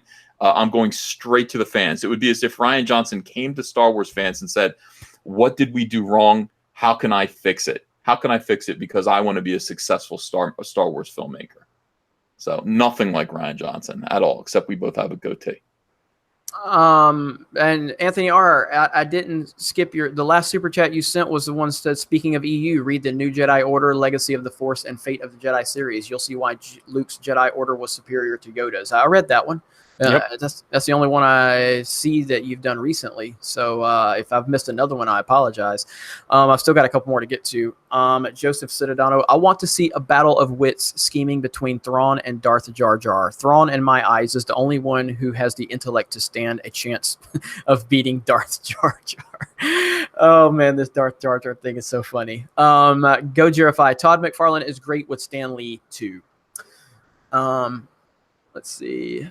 Anthony R said, sorry, you're right. My video skipped. No problem, man. Look, there's times where I've missed super chats. I don't know if it's ever happened to EVS or Jeff, but I mean, so a reminder's no problem. You know what I mean? Because we appreciate what you guys do for us. You guys give us this platform.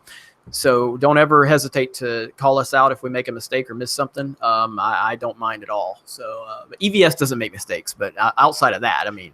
Well, I do. I just dropped 200 subscribers in 1 second. What are you talking about? Yeah, YouTube's doing this lately. I keep refreshing my sub count because I'm trying to get up to 7. All the time. Yeah, and it's like 200 will disappear, and I'll be like, "What the hell?" And then it comes right back. Yep. No, that happens to me all the time. It used to do it. It's done it to me for a while. I used to stress out over it. Now I'm just like, whatever. It'll fix itself. Yeah. So let's see. All right. Bill Stevens says, I'm inspired by Uncle E's My Way speech. I'll put my 2 weeks notice now, or I'll put in my 2 week notice now. Jeremy, need an editor for your live stream scripts. If I scripted things, I'd probably get in less trouble. So maybe I do need to have a script. I don't script anything I say except for my intro, and I guess by default that's scripted because it's just a thing now that I never imagined would be a thing. But anyway, I don't want to keep these guys much longer. We've been going for almost 3 hours. So anything you guys want, as a matter of fact, if you guys want to talk to them for a minute, I'm going to get links to your channels. I'm going to drop links in the description. Yeah, I met Barry Windsor Smith before. Yeah, he was I'm just once, and he's my dad's here. My dad loves Conan the Barbarian. Let's see who asked that again, real quick. Missouri Johnson. Yeah, I met him up at a convention in maybe Connecticut or something like that, in the early 2000s. And he had a throne for a chair. He was sitting in a throne. He's a very regal guy. I think he puts on these airs of like royalty. He certainly looks like a king out of Game of Thrones. Great. I mean, cool guy. I really, really like Barry Windsor Smith. Real quick before we lose people thinking that we're closing out the stream, I got Doomcock coming on the channel on Saturday night. So if you like Doomcock, we're going to have a sit-down discussion. So what will that be? Saturday, about 9 o'clock, 10 o'clock. I'll give you guys plenty of notice out there. We're going to be talking about all kinds of stuff. So be on the lookout. And I have Doomcock coming on this channel Thursday. So I was supposed to have him on, I think, earlier this week, and we had a scheduling conflict. So Doomcock, you're going to get a lot of Doomcock, it looks like. So you're going to get him on the Geeks and Gamers channel Thursday. Going to get him on World Class, and that's going to be awesome. So I just dropped links to both channels. Please, again, if you're subscribed to this channel, then you should be subscribed to both of these guys. If we have 73,000, they should have 73,000, and that's just how it's that we're all in this together. And that goes for all the other channels that are part of our community here. We're all in this together. We support all of them. If you guys really, really want to see Mike Zero on the channel, please reach out to him and let him know in a polite way. Like we genuinely would love to have him on to discuss things with him. I think it would be really, really entertaining. And everything else. There we go. What was that? That was Luke Skywalker's lightsaber. Urban Acolyte video, so I'm looking at it. It's about Finn and Rose Tico. So, that guy. That guy hates me, man. Oh my God, he hates me too. I don't know why he hates us so much. We don't do nothing to these people. I know. That's what it never makes sense to me that they get so mad, and I'm like, God, whatever, man. You could reach out. We could be a community, but no, you want to badmouth instead. It's too bad. Yeah. The fandom menace is all about community, and even if people hate on us, look, man, we still wish you guys the best. Do your thing. End of the day, hate us because they ain't us. Yeah, there you go. So they hate us because they ain't us. But anyway, it's been a great night. We appreciate all of you. Hang on, really quick. I got more super chats. So Basil says Doom Thingy, his politically correct name, Doom Thingy. Silva Lucia says EVS thoughts on Solomon Kane pulp comic. I don't know who Solomon Kane is. Who am I missing out on? What's Solomon Kane? Yeah, I don't know what that is. So Solomon Kane is what Silva Lucia said. OJ Martinez, thank you three for helping get through part of my work night. You guys are awesome. OJ, that's what we're here for, man. We really appreciate that. And it's good to know that we are getting people through their work night for sure. Dylan Krubel, I want to hear the Butter Song Trio. I don't know the Butter Song. Yeah, well, I mean, look, that's all stuff on my channel. I'm going to go live in just a few, and then maybe we'll open up with a little bit of music. Okay. There you go. That sounds like a good plan right there. And you've got Good Morning Pop Culture tomorrow, so we don't want to keep you much longer, Jeff. Joseph Ciudadano, I wonder if James Gunn and Ryan both love Moloch. Moloch is an aspect of Satan that forced on child abuse and child sacrifice. Damn, Joseph those bombs, man. Wow. Bill Stevens says I prefer Doom Kitty. All right, so that's gonna wrap. I know who that is. That's gonna wrap it up. Ethan is about to go live over on Comic Artist Pro Secrets. Jeff will be live tomorrow morning at what time? 7:45 a.m. Eastern Standard Time for Good Morning Pop Culture. Okay, so make sure you are subscribed to both of those channels. Support them. Makani90 says, last chat from me. I'm sorry for the nighttime fuel comment. Riff Mangos says, Star Wars, The Old Republic, and the High Council at the same time. Awesome. That's it.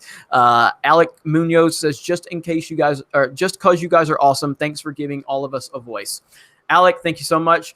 If you are interested in hearing some EVS, is it Lick That Butter song? Is that what it is, EVS? Yeah, but I'm being summoned over to somebody else's channel instead for a live stream. So I don't even know if I'm going to get the live stream tonight, but I'll do it tomorrow. I'll do it tomorrow, guys. Okay, so do it tomorrow. Join Jeff for Good Morning Pop Culture tomorrow morning. You guys have a great night. We appreciate all of your support, and we will talk to you later. Bye. Bye-bye.